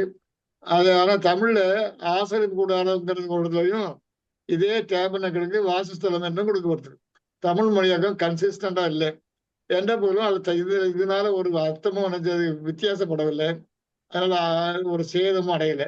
அதனால ஏற்றுக்கொள்ளலாம். டேபர்னக்கிள்ங்கிறதுக்கு ஆசீர்வதிப்பு கூடாரம்னா டுவெல்லிங் பிளேஸ் என்றாலும் வாசஸ்தலம் ஆசிரியக்கூடாது. இப்படி டேபர்நாக்கிள் சொன்னாலும் அது வாசஸ்தலம்னா டேபர்நாக்கிள் சொன்னா ஆசிரியக்கூடாது தான் என்று மொழிபெயர்த்திருக்காங்க. அதனால பரவாயில்ல. ஆனால் டுவெல்லிங் பிளேஸ் என்று சில இடத்துல வருது, ரொம்ப ரேரா வருது. ஆனால் டேபர்நாக்கிள் அநேக இடங்கள்ல வருது. அதுக்கு ஆசிரிப்பு கூடாரம், வாசஸ்தலம் என்று சொல்றோம். இது தேவன் வாசம் பண்ணுறதுனால வாசஸ்தலம். சரி, அதுல பல ஆராதனைகள் முறைகள் இருக்கிறனால ஆசிரிப்பு கூடாரம். அடுத்த சாட்சியின் கூடாரம் டென்ட் ஆஃப் டெஸ்டிமனி என்று சொல்லப்படுறதை பார்க்கிறோம். தேவனுடைய காரியங்கள் எல்லாமே சாட்சிப்படுத்தப்பட்ட காரியங்கள் அந்த இடத்துல தான் இருக்குது. சாட்சியின் கூடாரம் நம்ம ஏற்கனவே படிச்சது போல அந்த ஆசிரிப்பு கூடாரமே யாரை அடையாளப்படுத்துது? மணவாட்டி சபையை அடையாளப்படுத்துது.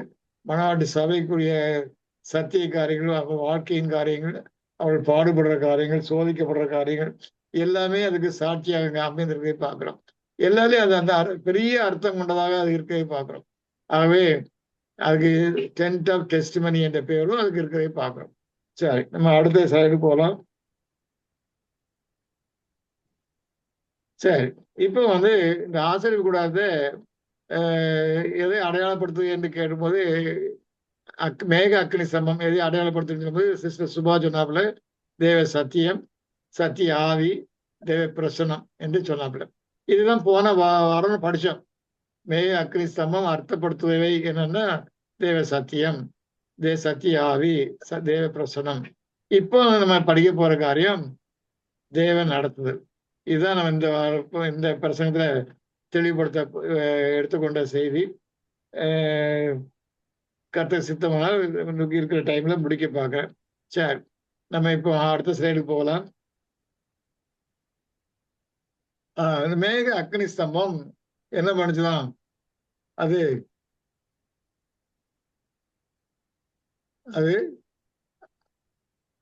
நகர்ந்தது. பிரயாணம் முடிச்ச நகரம் என்ன என்ன நகர்தல், தாபரித்தல். நகர்தல், தாபரித்தல். ஆக மேக அக்னி ஸ்தம்பம் மூடிக்கிட்டே இருந்ததுங்கிட்டு நம்ம நினைக்க கூடாது. அது தேவனுடைய பிரசன்னத்தையும் தேவனுடைய சத்தியத்தையும் தேவனுடைய சத்திய ஆவியும் குறிக்கிறதாக இருக்கிற என்று ஒரு கருத்துல எடுத்தா கூட அது ஒரு டைனமிக்கும் அங்கே இருக்கிறத பார்க்கறோம், டைனமிக்ஸும் இருக்கிறத பார்க்கறோம். அங்கே அது நகர்ந்தது.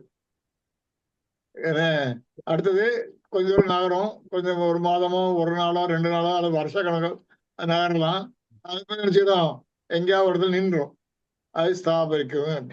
அடுத்த ஸ்லைடு போடலாம். அடுத்த ஸ்லைட்ல சொல்லப்பட்டிருக்கு பார்க்குறோம். அதாவது இதை வைத்து அந்த 2 பகுதி, 2 ஆக்டிவ் பார்ட், பேசிவ் பார்ட் என்று 2ஆ பிரிக்கிறார். 2ஆ பிரிச்சு ஜான்சன் நமக்கு விலைக்கு கொடுத்துருக்கிறார். செயலுள்ள பகுதி, செயலற்ற பகுதி. இப்போ செயலுள்ள பகுதினா நகர்தல். நகர்தல் என்ன நடக்குது அதை பார்க்கலாம். அடுத்ததுல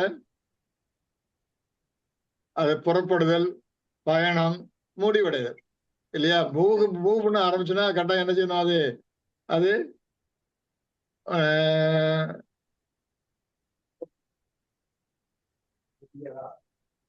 என்ன ஸ்டார்ட் பண்ணணும். ஒரு ஸ்டார்டிங் பாயிண்ட் உண்டு, அது பிறகு பயணம் உண்டு, அது முடிவடைய வேண்டும்.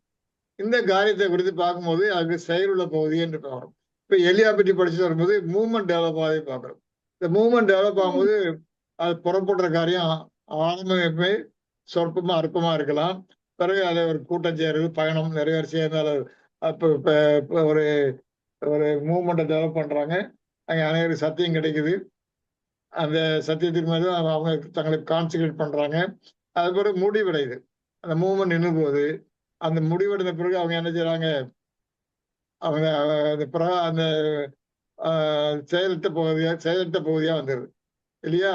அது பேசிவ் பகுதின்னு சொல்லப்படுறது. இந்த பேசிவ் பகுதி என்பது தங்கி இருத்தல் என்ற காலத்துல சொல்லப்படுறது.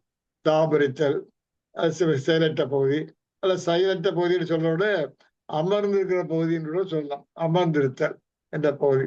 ஆனா அமர்ந்து இருந்தாங்களாங்கிறது அடுத்த கேள்வி.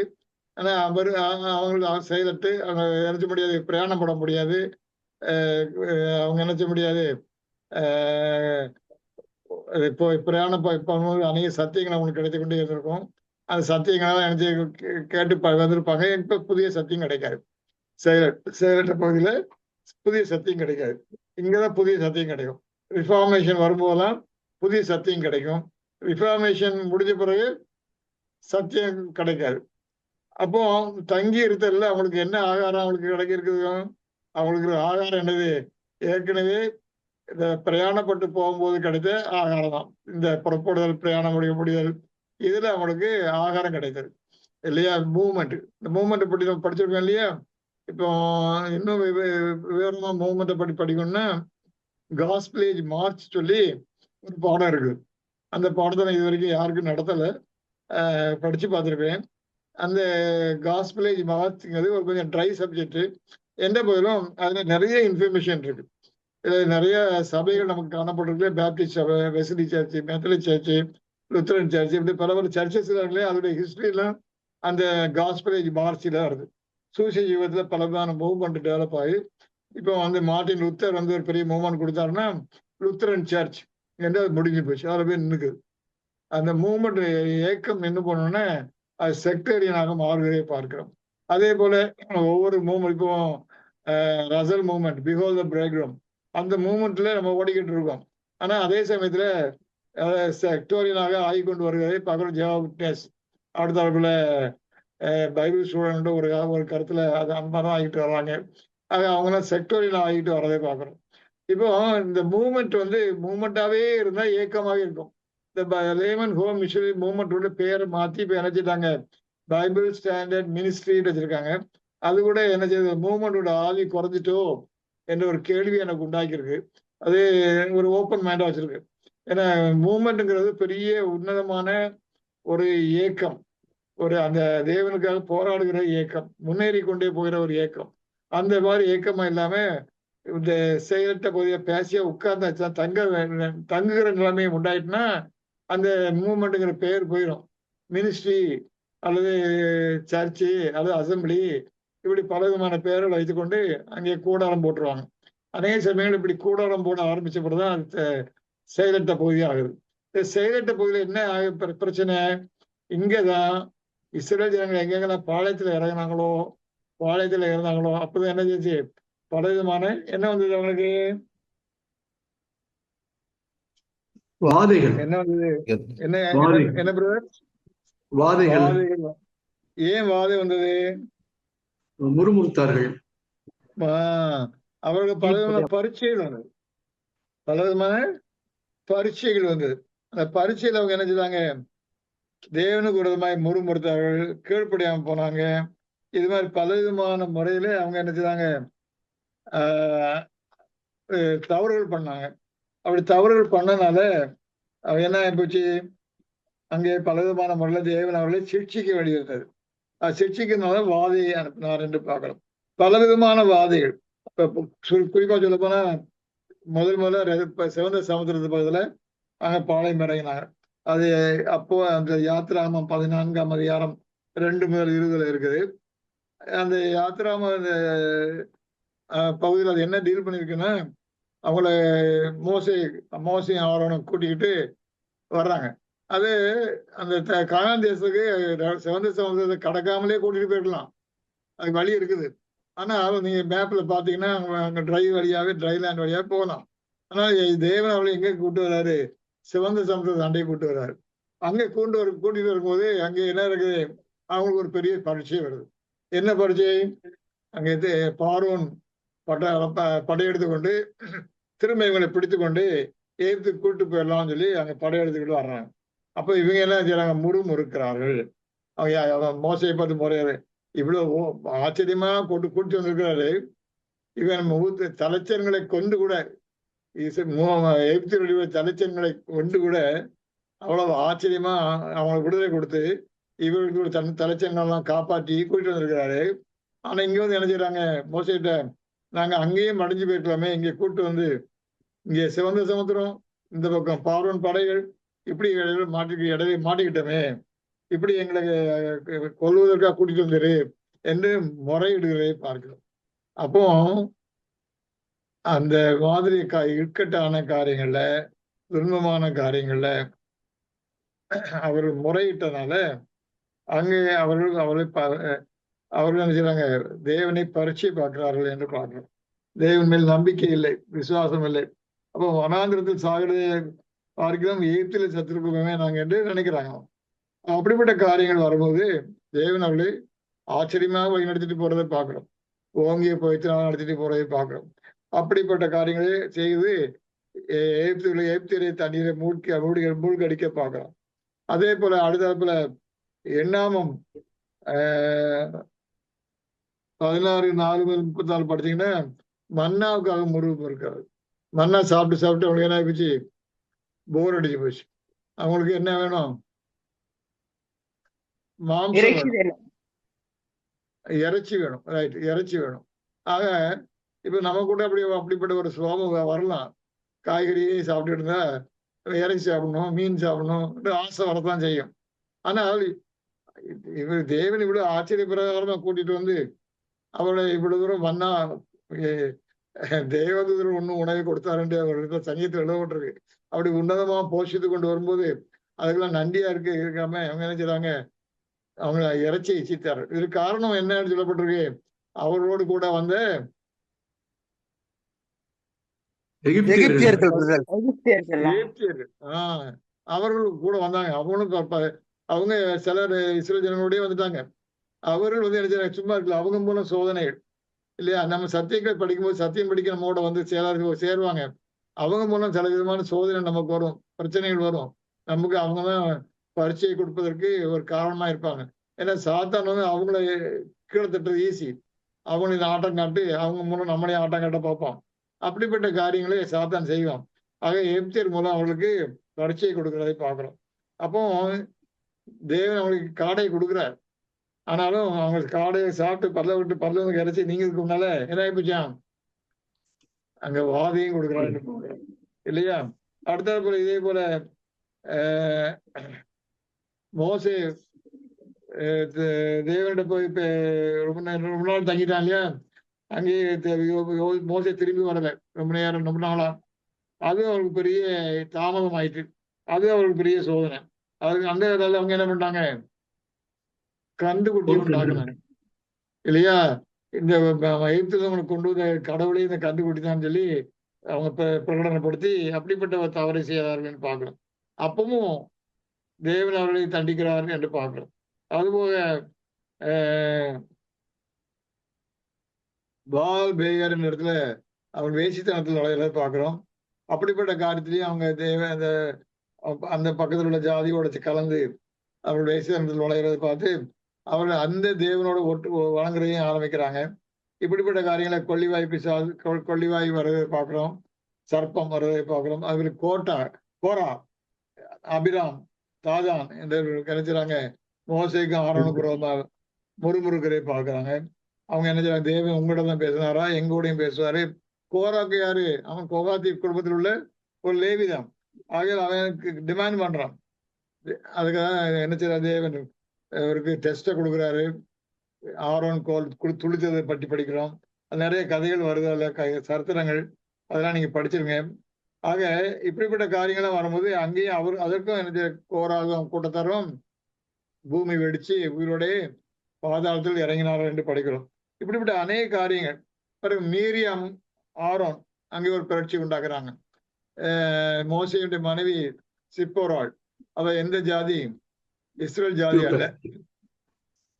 என்ன ஜாதி, எத்தியோப்பியன் ஸ்திரீ. இன்னொருத்தர் கூஷ் என்று போட்டிருக்கோம், கூஷைட் என்று போட்டிருக்கோம். எத்தியோப்பியா கூஷைட் எல்லாம் கிட்டத்தட்ட ஒன்றாவது கருதப்படுகிறது அந்த காலகட்டத்தில். இந்த மொழியாக்கங்கள் உள்ள பிரச்சனைகள். இப்போ யெஷுவாவை ஜீசஸ் இங்கிலீஷ்ல மாத்தினாங்க, யாக்கோப ஜேம்ஸ் என்று மாத்தினாங்க, யோசுவாவை ஜாஷுவா. இப்படி லாங்குவேஜில் உள்ள சில குறைகள், ஒய்ங்கிற சவுண்ட்ல இங்கிலீஷ் ஆரம்பிக்காதனால ஜே போட்டு ஆரம்பிக்கிறாங்க. இதே மாதிரி சில காரியம், அதனால யாவேக்கு ஜெகவா, இப்படிப்பட்ட காரியங்கள் போல குஷி, அந்த எத்தியோப்பியா அங்கேயும் உள்ள லாங்குவேஜ் காரியத்துல மாற்றங்கள் உண்டாயிட்டு சொல்றாங்க ஆராய்ச்சிகள்லாம். அந்த ஆராய்ச்சி நமக்கு இப்போ அவசியம் இல்லை. நம்ம ஒன்று மட்டும் புரிஞ்சுக்கிடுவோம், மோசையின் மனைவி இஸ்ரேல் தேசத்திலான அல்ல, எத்தியோப்பிய ஸ்திரீ இல்லையா. ஆக அந்த எத்தியோப்பிய ஸ்திரீ வந்து மோசையின் மனைவியா இருக்கனால இப்போ அநேக இடங்களை பார்க்குறோம் இல்லையா, பாஸ்டர் ஒய்ஃப் வந்து லீட் பண்ணி கொண்டு அவர்கள் கை ஓங்கி மேலே இருக்கிறத பார்க்குறோம் அநேக இடங்கள்ல. பாதிரியார்களோட பாஸ்டர்களோட ரெவரண்டா இருக்கிறவங்கள மனைவி பாதிரியார் ரெவரண்ட் இல்லாத நேரத்துல அது பதவி என்ன செய்றாங்க, பொறுப்பெடுத்து செய்கிறது பார்க்குறோம். ஆக இப்படிப்பட்ட காரியங்கள்லாம் வருகிறது பார்க்கும்போது மோசே லீடரா இருக்கிறான். மோசேக்கு அடுத்தாப்புல ஃபர்ஸ்ட் லேடி யாரு, இந்த சிப்போராள், அவளுக்கு அதிகாரம் வந்துடும், அத்தாரிட்டி வந்துடும், அவன் முன்னேறிடுவான், அவன் வந்து முக்கியமான இடத்தை பெற்றுக்கொள்வாள் என்றெல்லாம் பொறாமப்பட்டு அங்க மீரியாம், அவள் யாரு, மோசைக்கு அக்கா இல்லையா, மீரியாம் யாரு ஞாபகம் இருக்கா? மோசைய நதியில இருந்து, யோர்தான் நதி இல்ல, நைல் நதி இல்லையா, நைல் நதியில காப்பாற்றி அந்த பார்வோன் மகா எடுக்கும்போது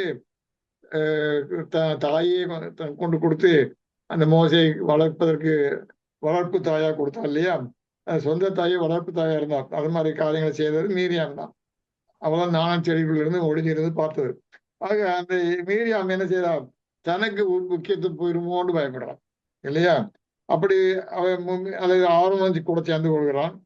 இதுல ஆர்வம் வந்து அநேக இடங்கள் தப்பிச்சுக்கிட்டே வர்றான். எப்படி ஏன் தண்டிக்கப்படுறான்னு தெரியல. கண்ணுக்குட்டி செய்யறதுக்கும் அவன் காரணமா இருந்தான், இதுக்கும் காரணமா இருந்தான். அதனால ஆரோனுக்கு தேவன் என்ன தண்டனை கொடுத்தாரு திட்டமா தெரியல. ஆனால் மீரியாம், அங்க இஸ்ரவேல் ஜனங்கள் தண்டிக்கப்பட்டாங்க கண்டுக்குட்டி காரியத்துல, இங்க மீரியாம் தேவன் தண்டிக்கிறதை பார்க்கிறோம். சரி, ஆக இப்படிப்பட்ட காரியங்கள்லாம் அடிக்கடி நடக்குது பாக்குறோம் இல்லையா. இதெல்லாம் எப்ப நடக்குது, அவங்க எங்க இருக்கும்போது, தங்கி செயலற்ற பகுதியில் தங்கி இருக்கும்போது, நகர்வுல இல்ல, புறப்பட்டு கொண்டு இருக்கும்போது, சத்தியம் நமக்கு அதிகமா கிடைத்து கொண்டு இருக்கிற காலத்துல, நாமும் மார்ச் பண்ணி போய் கொண்டு இருக்கிற காலத்துல, ஆவிக்குரிய காலத்துல மார்ச் பண்ணி போறது, முன்னேறி கொண்டே போகிறோம். அப்படிப்பட்ட காலத்துல நிச்சயமாக இது மாதிரி பரீட்சைகள் வருவது குறைவு. ஏன்னா மைண்ட் தான் இதுல போக்கஸா இருக்குது. ஆனா இப்படி தங்கி இருக்கும்போது நம்ம அசை போட ஆரம்பிக்கிறோம், கிடைச்ச சத்தியத்தை அசை போட்டு கொண்டு இருக்கிறோம். அப்படி அசைப்பட்டு கொண்டு இருக்கிற காலத்துல இப்படிப்பட்ட பலவிதமான சோதனைகள் வருவதை பார்க்கணும். இந்த சோதனையில நிச்சயமா அன்னைகள் விழுந்து போறதை பார்க்கிறோம் இல்லையா. கட்டாயம் சோதனை வந்து எப்பயுமே நம்ம பார்த்தது போல அந்த கானான் தேசத்துக்கு இஸ்ரேல் ஜனங்கள்ல இருந்து கிளம்பின யாரும் அந்த காலேபும் யோசுவாவும் தவிர யாரும் என்ன செய்யல, கானான் தேசத்துக்கு போகலை. இப்படிப்பட்ட காரியங்கள்ல அவங்க எல்லாம் மடிந்து போனார்கள், பிள்ளைகள் தான் போனாங்க என்று பார்க்கிறோம் இல்லையா. 20 வயசுக்கு கீழ் உள்ளவனும் அது 20 வயசுக்கு மேலுள்ளவனா போயிட்டாங்க என்ற விட நம்ம படிக்கிறோம். ஆக அதெல்லாம் மறித்து போனார்கள், வனாந்திரத்திலே மறித்து போனார்கள். இவ்விதமாக தேவன் நினைச்சார் அவர்களை வழிநடத்துவதை பார்க்கிறோம். சோதிக்கப்பட்டு போனவர் அதிகம் பேர் என்று பார்க்கிறோம். லட்சக்கணக்கானவர் போயிருக்காங்க. சரி, அதுக்கெல்லாம் கணக்கு கொடுத்துருக்காங்க. அந்த கணக்கெல்லாம் இப்ப நமக்கு அவசியம் இல்லை. நம்ம நினைச்சோம் இப்படிப்பட்ட நிலையில போனார்கள். இதுக்கு வந்து காரணம் நமக்கும் இதே போல தாவரித்து கொண்டிருக்கிற எபிபனி காலகட்டத்துல, அதாவது பழையற்பாடு காலகட்டத்துல நம்ம இருக்கிறோம், எபிபனி காலகட்டத்துல இருக்கிறோம். நிச்சயமா நமக்கும் இதுபடிப்பட்ட பல விதமான சோதனைகள் வரும். அது நம்முடைய எண்ணமே நமக்கு சோதனைகள்லாம் வரும். இதுல என்ன காரியங்கள் வரும், மிஸ் அண்டர்ஸ்டாண்டிங் வரும், தவறாக புரிந்து கொள்ளுதல், சத்தியத்தை தவறாக புரிந்து கொள்ளுதல், சத்திய சகோதரர்களை தவறாக புரிந்து கொள்ளுதல், நம்முடைய இயக்கத்தை தவறாக புரிந்து கொள்ளுதல், இப்படிப்பட்ட சில காரியங்கள் நமக்குள்ள வரதை பார்க்கிறோம். அதுபோல இழைப்பாறுதல் இல்லாத ஒரே கடைப்பு, இப்படிப்பட்ட காரியங்கள் சத்தியம் படிக்கிறவங்களுக்கு கடைப்பு வரும். படிக்க படிக்க படிக்க படிக்க சில சமயங்கள்ல என்னத்தை படிக்கும், என்ன நடக்க போகுது, ஒண்ணுமே புரிய மாட்டேங்க. எபிபனி வருது, முடியுங்கிறாங்க, முடிய காணும். தேவனுடைய ராஜ்யம் வருதுங்கிறாங்க, வர காணும். எப்போ வரப்போகுது என்று சொல்லி பல விதமான களைப்பு வர பார்க்கிறோம். அடுத்த லோலினஸும் வரும். லோலினஸ் வந்து ஒரு பயங்கரமான ஒரு வியாதி. ஒரு மனிதனுக்கு லோலினஸ் வந்துன்னா தற்கொலைக்கே போயிடுவான்.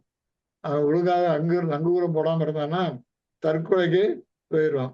ஆக அப்படிப்பட்ட காரியங்களும் சத்தியம் படிக்கிறவங்களுக்கு வர வாய்ப்பு இருக்கிறது. சரியா. அதே போல பல விதமான வறுமை, வியாதி, பாடுகள், உபத்திரங்கள், இப்படிப்பட்ட காரியங்கள்லாம் வரும். நிறைய காரியங்கள் வரும். ஏன் இப்படிப்பட்ட காரியங்கள் வரும்போது மன அழுத்தம் நமக்கு நிறைய வரதை வலிக்கிறது, மன அழுத்தம் வர வழி இருக்கிறது. அதே போல சத்தியத்தை படிக்கிறதுலேயும் டயர்ட்னஸ் ஆகும். சத்தியத்தை படிக்கும் போதே இந்த வால்யூம்ல நீங்க படிச்சு பார்த்தீங்கன்னா ஒரு பேராகிராஃபை படிச்சு படிச்சு படிச்சு புரியாமையே புரியவே புரியாது. திரும்ப திரும்ப படிக்க வேண்டியிருக்கும் இல்லையா?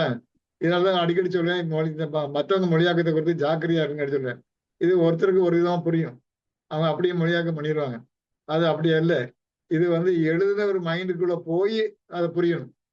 எழுதினவர் என்ன மைண்ட்ல எழுதுறாருன்னு உள்ள போய் பூந்து பார்த்து எழுதணும், மொழியாக்கம் பண்ணணும். இது சிலருக்கு புரிகிற கிடையாது. எத்தனையோ பேர் சொல்லும் போது அதை அவங்க புரிஞ்சுக்கிட மாட்டேங்கிறாங்க.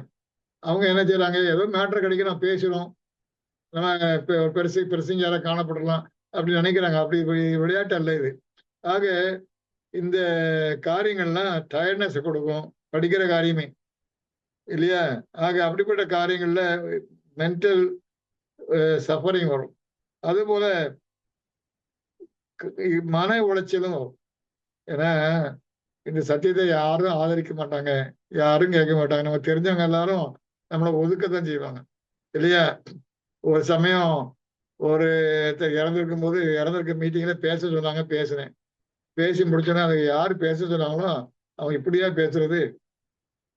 அவர் என்ன நினைக்கிறாரு, இறந்து போனவங்களை பற்றி போலா பேசணும், போலாரமா பேசணும், புகழ்ந்து பேசணும், அவர் அப்படி இப்படி அவருக்கு பருவத்தில் இருக்கிறாரு பேசணும் என்று நினைக்கிறாங்க. நான் சத்தியத்தை பேசினேன், மருத்துவர்கள் இப்ப எங்க இருக்காங்கன்னு சொல்லி பேசினேன். அதனால அவருக்கு பிடிக்கல. அடுத்த தடவை அது விஷயமா இன்னொரு மீட்டிங் நடக்கும்போது அதே ஆள் தான் மீட்டிங் நடத்துறாரு. அவரு என்ன பேச சொல்லல, நான் இருக்கிறேன் என்ன பேச சொல்லல, எனக்கு இளையவர் ஒருத்தர் இருந்தாரு அவரை பேச சொல்றாரு. ஆக ரிலேஷனுக்குள்ள ஏன் அப்படி இருக்குன்னா நம்ம புறக்கணிப்பாங்க, இந்த ஆளு பிரயோஜனம் இல்லை என்று புறக்கணிப்பாங்க. ஆக இப்படிப்பட்ட சத்தியத்தை நம்ம பிரசங்கம் பண்ணும்போது இப்படிப்பட்ட காரியம் நடக்கும். ஒரு சைதாப்பேட்டையில எவ்ரி சாட்டர்டே நினைக்கிறேன் டார்டன் நகரில் உள்ள கிறிஸ்டியன்ஸ்லாம் சேர்ந்து ஓப்பன் ஸ்பேஸ்ல மீட்டிங் நடத்துறாங்க. அவங்க என்ன ரெகுலரா ஒரு சாட்டர்டே பேச சொல்லிட்டாங்க. முதல் நாள் போயிருந்தேன், பேசினேன். அப்போ மரணத்தை குறித்து முதல் நாள் எங்க புதுசா யார்ட்டையும் பிரசங்கம் பண்ண போனா நான் மரணத்தை பற்றி தான் பேசுவேன். ஏன்னா அதுதான் அடிப்படை, அதுலதான் அவங்க நினைச்சு நான் தெளிவடையணும். அப்படி பேசினேன். பேசும்போது அவங்க ப்ரே பண்ணும்போது ஒரு அம்மா பிரசங்கம் ஜெபம் பண்றாங்க. மரணத்தை பற்றி புரியாம ஒரே குழப்பமா இருந்து பிரதர் எங்களுக்கு சொல்லிக் கொடுத்து எல்லாம் புரிஞ்சுட்டு என்று அழகா ஜெபம் பண்ணாங்க. அடுத்த வாரம் தேன் வரும்போது போறேன், அடுத்த மாசம் அதே சாட்டர்டே போறேன். அங்க இன்னொருத்தர் பிரசங்கர் கொண்டு உட்கார வச்சுட்டாங்க. அங்க ஜெபம் பண்ண போகும்போது என் பக்கத்துல ஒருத்தர் முட்டு போட்டுட்டே நாங்க இன்னும் வேற ஒரு பிரசங்கரை கூப்பிட்டு வந்துட்டோம், ஆனா நீங்க இன்னைக்கு பிரசங்கம் பண்ண வேண்டாம்னு சொல்லிட்டாங்க. எனக்கு சீட்டை கடிச்சிட்டாங்க. இப்படிதான் இருக்கும். அப்போ மன உளைச்சல் நிறைய வரத்தான் செய்யும் இல்லையா? இது முன்னாலே போன் பண்ணி சொல்லிதான் போயிருக்க வேண்டிய அவசியம் இல்லை. அதனால அங்க போன பிறகு அவங்க என்ன செய்றாங்க, என்ன சீட்டை கடிச்சாங்கன்னு பாக்குறோம். இப்படிப்பட்ட காரியங்கள்லாம் நடக்கும். எதனால? சத்தியத்தை பேசுகிறதுனால.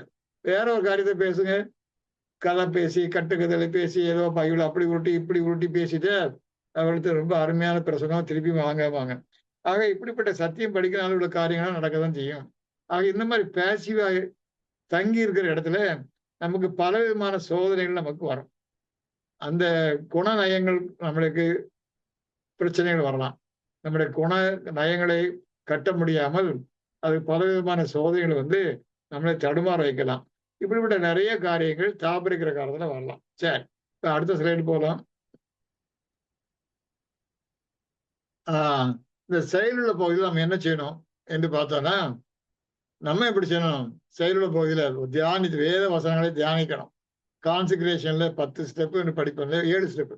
அந்த 7 ஸ்டெப்ல முதல் 3 காரியமும் அதற்குள்ள வந்துருது. தியானித்தல், மெடிடேட்டிங், பரப்புதல், சத்தியத்தை பரவூழியம் செய்தல், அடுத்தாப்புல குணவிருத்திக்கு அதை அபியாசிக்க வேண்டும். இந்த 3 காரியங்களும் செய்ய வேண்டும். இதில் நான் ஏற்கனவே சொன்னது போல எல்லாவற்றுக்கும் இடர்கள் வரலாம். அந்த எங்க செயலற்ற பகுதியில், செயலுள்ள பகுதியில நம்ம இதை டெவலப் பண்ணிக்கிட்டே போறோம், ஊழியம் பண்றோம். ஆனா ஊழியம் பண்ணுகிறோமான்னு சொன்னா இப்ப நமக்கு அன்னைக்கு இந்த டிராக்ட் கொடுக்கணும் மனசு இல்லை. ஏன்னா எத்தனை பேர் டிராக்ட் வாங்கியிருக்கீங்கிறது கேட்பாதான் ரொம்ப குறைவு. யாருக்காவது டிராக்ட் நீங்க கொடுத்துருக்கீங்களா என்ற கேள்வி கேட்டா எத்தனை பேர் ஆமா கொடுத்துருக்கேன்னு சொல்ல தெரியல. ஆனா சத்தியம் படிக்கிற நீங்கள் இந்த சவக்கடல் மாதிரி தண்ணி மட்டும் வாங்கிக்கிட்டே இருந்துட்டு வெளியே தண்ணி அனுப்பாம இருக்கு பாருங்க, சவக்கடல் அது மாதிரி இருக்கக்கூடாது. கல்லியா கடல் மாதிரி எடுக்கணும். ஒரு பக்கம் தண்ணியை வாங்கணும், சத்தியத்தை வாங்கணும், இன்னொரு பக்கம் சத்தியத்தை கொடுத்து கொண்டே இருக்க வேண்டும் என்று பார்க்கணும். அது மட்டும் இல்லாம என்ன சொன்னாலே அப்பியாசிக்க வேண்டும். இது முக்கியமான ஒரு காரியம். நாம் அபிவிருத்திக்கு அதை அத்தியாசித்து கொண்டு வர கடமைப்பட்டிருக்கிறோம். சரி, இப்ப அடுத்த ஸ்லைடு. இந்த செயலற்ற பகுதியில நமக்கு என்ன இருக்கும்? செயலற்ற பகுதியில இந்த சகித்தலுக்கான சகிப்பு தன்மைக்கான பரீட்சை இருக்கும். சகிப்பு தன்மை, இதுல சகித்தல், இதுல சகித்தல், பாடுபடுறவங்க சகித்தல் தான். அடுத்தபடியும் விசுவாசத்தை காத்துக் கொள்வதில் சகித்தல். ஆக குணாம்ச சோதனைகளையும் பரீட்சைகளையும் சகித்தல், சத்தியத்துக்காகவும் நீதிக்காகவும் பாடுபடுதல், அடுத்த ராஜ விசுவாசத்தை நிமித்தமான உபத்திரவங்களை சகித்தல். ஆக நான் இப்ப ஏற்கனவே சொன்ன காரியங்கள் எல்லாம் சம்மரைஸ் பண்ணியிருக்கேன் இல்லையா? குணாம்ச சோதனைக்காக பரீட்சைகள் வரும் இல்லையா? நம்ம யோசிப்போம், ஏன் இந்த காரியங்கள் எல்லாம் நமக்கு வந்துகிட்டே இருக்கு, சோதனைகள் வந்துகிட்டே இருக்கு, தடுமாறிக்கிட்டே திண்டாடிக்கிட்டே இருக்கிறோமே எல்லாம் யோசிக்கலாம். இது நமக்கு தான் வரும். ஏன்னா சத்தியத்தை நம்ம படிச்சுக்கிட்டு இருக்கனால அந்த சத்தியத்துக்காகவும் நீதிக்காகவும் பாடுபடணும். அதாவது நிலைநிறுத்த ட்ரை பண்ணும்போது நம்ம என்ன செய்யணும்? அதாவது நீ ரோம்ல இருக்கும்போது ரோமனை பற்றினால நாய் வேஷம் போட்ட நாய் மாதிரி கொலை, அந்த மாதிரி பிலாசபி எல்லாம் உலக ஞானம். நம்ம ஞானம் என்ன ஞானம்? சத்தியத்தை சத்தியமா சொல்லு, உள்ளதே உள்ளதுன்னு சொல்லு, இல்லாது இல்லைன்னு சொல்லு, இதுக்கு மிஞ்சினதெல்லாம் பாவமா இருக்கிறது. அந்த கருத்துல சத்தியத்துக்காக பேசணும், நீதிக்காக நிக்கணும். இந்த காரியத்தை செய்யும்போது பாடுகள் வரும். யெஷுவா கிறிஸ்துக்கு வராத பாடுகளை என்ன யோசித்து பார்க்கணும். அவர் நம்முடைய ஃபெல்லோ சஃபரர் என்ற கருத்துல நாம் அவரோட பாடுபட நமக்கு சான்ஸ் கிடைச்சிருக்கு சொல்லி சந்தோஷப்படணும். அந்த சிலுவை தூக்குவதற்கு சிறைனி உருவான சீமான் கிடைச்சது போல நமக்கும் அந்த சிலுவை தூக்குவதற்கு சின்ன பகுதி இருக்குது என்று யோசித்து அதை உற்சாகமா செய்ய வேண்டும். அந்த ராஜ விசுவாசமா இருக்கிற நிமித்தம் உபத்திரங்கள் வரும். தீகளை கூட போடுவாங்க, சாதாரண சகாபத்தை நேக்க போல, அது அந்த சிங்க கபீரோட போடலாம். அதை சகிக்க வேண்டும். போல தேவன் உதவி செய்யணும். சிங்கங்களுடைய கெபி சிங்கள வாயுகளை கட்டி போடணும், இப்படி எல்லாம் நினைக்க கூடாது. அது அந்த காலகட்டத்துல தேவனுக்கு செய்த ஒரு பெரிய மகிமையான காரியம், வாஸ்தவம் தான். ஆனா ஸ்டீபன் அப்படி தேவனை காப்பாத்தினாரா? ஸ்டீபனை அதே மாதிரி யெஷுவா கிறிஸ்துவை தேவன் காப்பாத்தினாரா? அதுக்கு அனுமதிக்கிறார். ஆக நமக்கு தேவன் என்னதை கொடுக்க விரும்புகிறாரோ, ஏலி மாறி அவர் யாவே இருக்கிறவர், அவர் தன் பார்வைக்கு நலமானதை செய்யட்டும் என்று 2 மகன்கள் சாக போற நாளில கூட என்ன செய்யலாம்? நிம்மதியா அமர்ந்து இருந்தான். ஆக இந்த செயலற்ற பகுதியில அமர்ந்து இருக்க கத்துக்கொள்ள வேண்டும். அதான் முக்கியமான ஒரு காரியமாக இருக்கவே பார்க்கிறோம். அடுத்த ஸ்லைடு. சரி, இப்ப நம்ம பார்த்ததுல முடிவுக்கு வந்திருக்கோம். அதாவது மேக அக்னி ஸ்தம்பம் ஒரு அடையாளம் என்று பார்த்தோம். இதுதான் முதல் வந்து கேட்ட கேள்வியில ஐசக் சொன்ன பதில். ஆனா அது அடையாளப்படுத்துவது என்று சொல்லும்போது அது எதை அடையாளப்படுத்துகிறது? சத்தியத்தையும் சத்திய ஆவியையும் தேவனுடைய பிரசன்னத்தையும். இப்ப அடுத்த 4வது ஒரு பாயிண்ட் படிச்சோம், தேவனுடைய வழி நடத்துதலையும் அதை அடையாளப்படுத்து என்று பார்த்தோம். வாசஸ்தலம் ஸ்தாபிக்கப்பட்ட நாள் சுவிசேஷ யுகம் என்று பார்த்தோம். சுவிசேஷ யுகங்கிறது யெஷுவா சிறுவில் அறையப்பட்டு உயிர்த்திருந்த நாள்ல இருந்து அது எங்க வரைக்கும் போகுது? கடைசி அங்கத்தினர் மறிக்கிற வரைக்கும் போவதை பார்க்கணும். பகலில் மேகம், இரவில் அக்னி ஸ்தம்பம் என்பது நான் ஏற்கனவே படித்தோம். இதில் ரொம்ப மணி நேரத்தை நம்ம ஸ்பெண்ட் பண்ணோம். ஞாபகம் இல்லையா? அங்கே யூத யுக அறுப்புல இருந்து ஆரம்பிக்குது. சுவிசேஷ யுக அறுப்பு, அது பிறகு பரோஷியா, அது பிறகு எப்பிபனி, பெசிலியா, சொற்ப காலம், பிறகு ஆவே நாள். இந்த காரங்கள்லாம் இதை ஒப்பிட்டு பார்த்தோம். இப்படி நித்தம் இருந்தது என்று சொல்லும்போது கிறிஸ்து தேவனுடைய பிரசன்னம் அங்கே அவருக்காக தேவனுடைய பிள்ளைகளோட எப்பவுமே இருக்குது. தேவனுடைய வழிநடத்துறது. ஏன்னா இது குறிப்பாக மணவாட்டி சபையை பற்றி பேசுறதுனால மணவாட்டி சபையார் பூமியில ஓடும் பொழுது அவர்களை எப்பவுமே எனது அக்னி ஸ்தம்பம் மேகஸ்தம்பம் மூடிக்கிட்டே இருந்தது என்று பார்க்கிறோம். அவங்க தான் தேவனுடைய பிள்ளைகளாக, தேவனுடைய ராஜ்யமாக, தேவனுடைய ராஜ்யம் உங்களுக்குள்ளே இருக்கிறது என்று சொன்னபடி அவர் இருந்ததுன்னு பார்க்கிறோம். இப்ப நம்ம வந்து இப்ப அவருடைய பிரதிநிதிகளாக இருந்தா கூட ஒரு சின்ன விதத்தில் இருக்கிறோம். ஆனா நம்ம உண்மையாக சொல்ல போனா நாம் அதோடைய ஒரு ஏதோ ஒரு வேவ் லெங்க்ல இருக்கிறோம் என்று நினைக்கிறமே தவிர நிச்சயமாக நம்மை மூடிக்கொண்டிருக்கிறது சொல்ல முடியாது. சரி, காணப்படுவதில் வித்தியாசம். இது ஒரு காரியத்தை நான் சொல்ல விட்டுட்டேன். இது சுவிசேஷ யுகத்துல அந்த பிரயாணம் படுறாங்க இல்லையா? March pass. அது மார்ச் பாஸ் பண்றாங்க, அது பாளையத்தில் தங்குறாங்க. இது மாதிரி காரியங்கள்ல ஆசாரியர்கள் அங்கேயே இருக்கிறனால அந்த யெகோவா தேவனுடைய மகிமை பிரசனத்தை நெருக்கமா இருந்து பாக்குறாங்க. லேவியர்கள் வெளியே பிரகாரத்துல இருந்து பாக்குறாங்க. எபிபனி பாளையக்காரர்கள் சற்று வெளியே பிரகாரத்துக்குள்ள, ஆனா அந்த வாசல் பக்கத்துல இருந்து பாக்குறாங்க. அதே மற்ற கேம்ப்ல பாளையத்துல மற்ற எல்லாரும் அங்கே பாளையம் இறங்கி பார்க்கிறோம். ஆக அவர்கள் இருக்கிற அதாவது டேபர்னக்கிள் இருந்து ஆசிரியர் கூடாரத்திலிருந்து அவங்க இருக்கிற இடத்தை பொறுத்து அவங்க பார்க்குற டிஸ்டன்ஸ் குறைஞ்சிக்கிட்டே போகுது, பார்க்குற டிஸ்டன்ஸ் அதிகப்பட்டே போகுது. அதனால பார்க்கிற பார்வையும் குறைஞ்சிக்கிட்டே வருது, அந்த காட்சி குறைஞ்சு கொண்டே வருது. அப்போ அந்த டிஸ்டன்ஸ் தக்க தேவனுடைய சத்திய காரியங்கள் நம்ம புரிதலும் இருக்குது. மணவாட்டி சபையார் அதிகமாக புரிஞ்சிருப்பாங்க, லேவி வகுப்பை சேர்ந்த சற்று குறையா புரிஞ்சிருப்பாங்க. ஆனா பாளையத்தில் இருக்கிற நாமும் அதோட சற்று குறைவாக தான் புரிஞ்சிருப்போம். நம்முடைய புரிதல் அதிகமானு சொல்லி பெருமைப்படுறதுக்கு வழியே கிடையாது. அவர்களுடைய புரிதலோட நமக்கு புரிதல் குறைவு. ஆக ஆனாலும் நாம் உலகத்தாரை போற விட பேசிலியா ரெஜிஸ்ட்ரேஷன் வகுப்பாரை விட எபிபனி பாளையத்துல 2 வகுப்பார் இருக்காங்க. ஒன்னு கான்சிக்ரண்ட் எபிபனி பாளையம், இன்னொன்னு நான் கான்சிக்ரண்ட் எபிபனி பாளையம் இருக்காங்க. அது கான்சிக்ரண்ட் எபிபனி பாளையத்துல நிதனியும் சொல்லி ஒரு வகுப்பார் இருக்காங்க. நம்ம நிதனிங்கிற வகுப்புல ஓடிக்கிட்டு தான் இருக்கிறோம். அதுல இருக்கிறோம் நான் சொல்ல வரல, ஓடிக்கிட்டு இருக்கனால நமக்கு பார்வை அதிகமாக இருக்க வாய்ப்பு இருக்கு.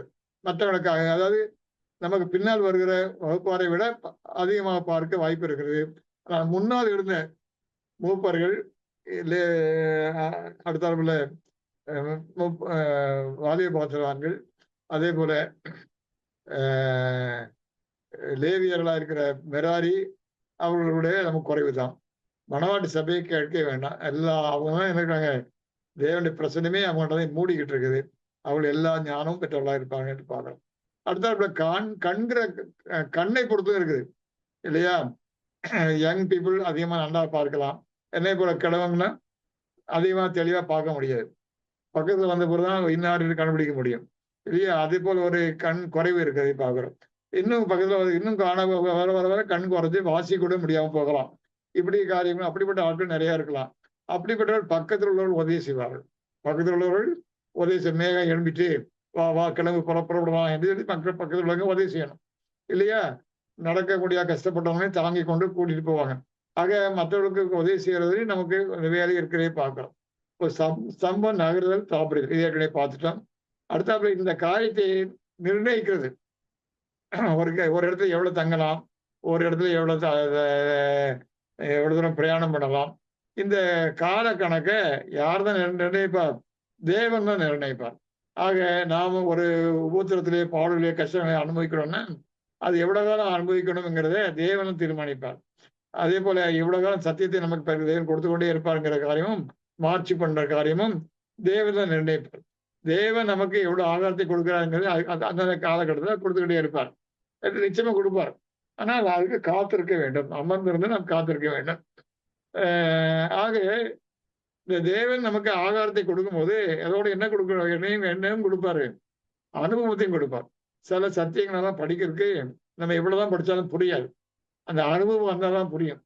அந்த ஏமாற்றங்கள், கஷ்டங்கள், கைவிடப்படுதல் பிறரால், பிறகு அந்த சத்தியத்துக்காக பாடுகள், இப்படிப்பட்ட காரியங்கள்லாம் வெளியே இருந்து வரும், சத்திய சகோதரர்கள்லேருந்து வரும். ஆக இப்படிப்பட்ட காரியங்கள் எல்லாம் வந்து சந்திக்கும் போதுதான் நமக்கு அந்த காரியங்கள் புரியும், சத்தியங்கள் நமக்கு புரியும். அதனால அப்படிப்பட்ட அனுபவத்தையும் தேவனை கொடுக்கணும். ஆக அந்த தாபரித்தல் காரியத்துல நம்ம அடுத்த புதிய சத்தியம் படிப்பதற்கான ஆயத்தத்தையும் நாம் பெறுகிறோம். அந்த காலத்தை தேவன் தான் நிர்ணயிக்கிறாரு பார்க்கிறோம். சரி, இப்ப அடுத்த கடைசி ஸ்லைடு ஒன்று இல்லையா? இவ்வளவுதானா?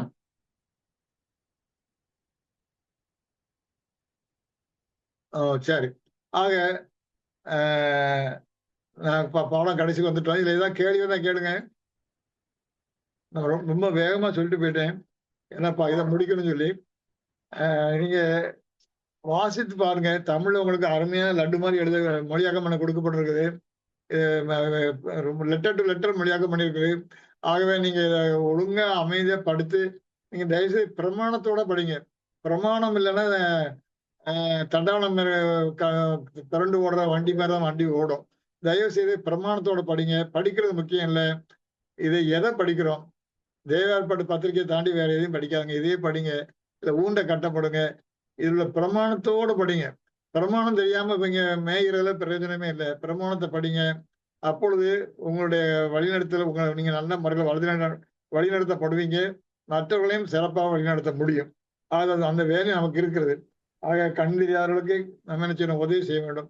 அந்த காரியத்தை செய்ய வேண்டிய கடமையும் இருக்கிறதுனால அந்த பொறுப்பெடுத்து அதை செய்தீங்கன்னா ரொம்ப சந்தோஷமா இருக்கும். தேவன் தாமே நமக்கு இதை ஆசீர்வதித்து தருவாங்க.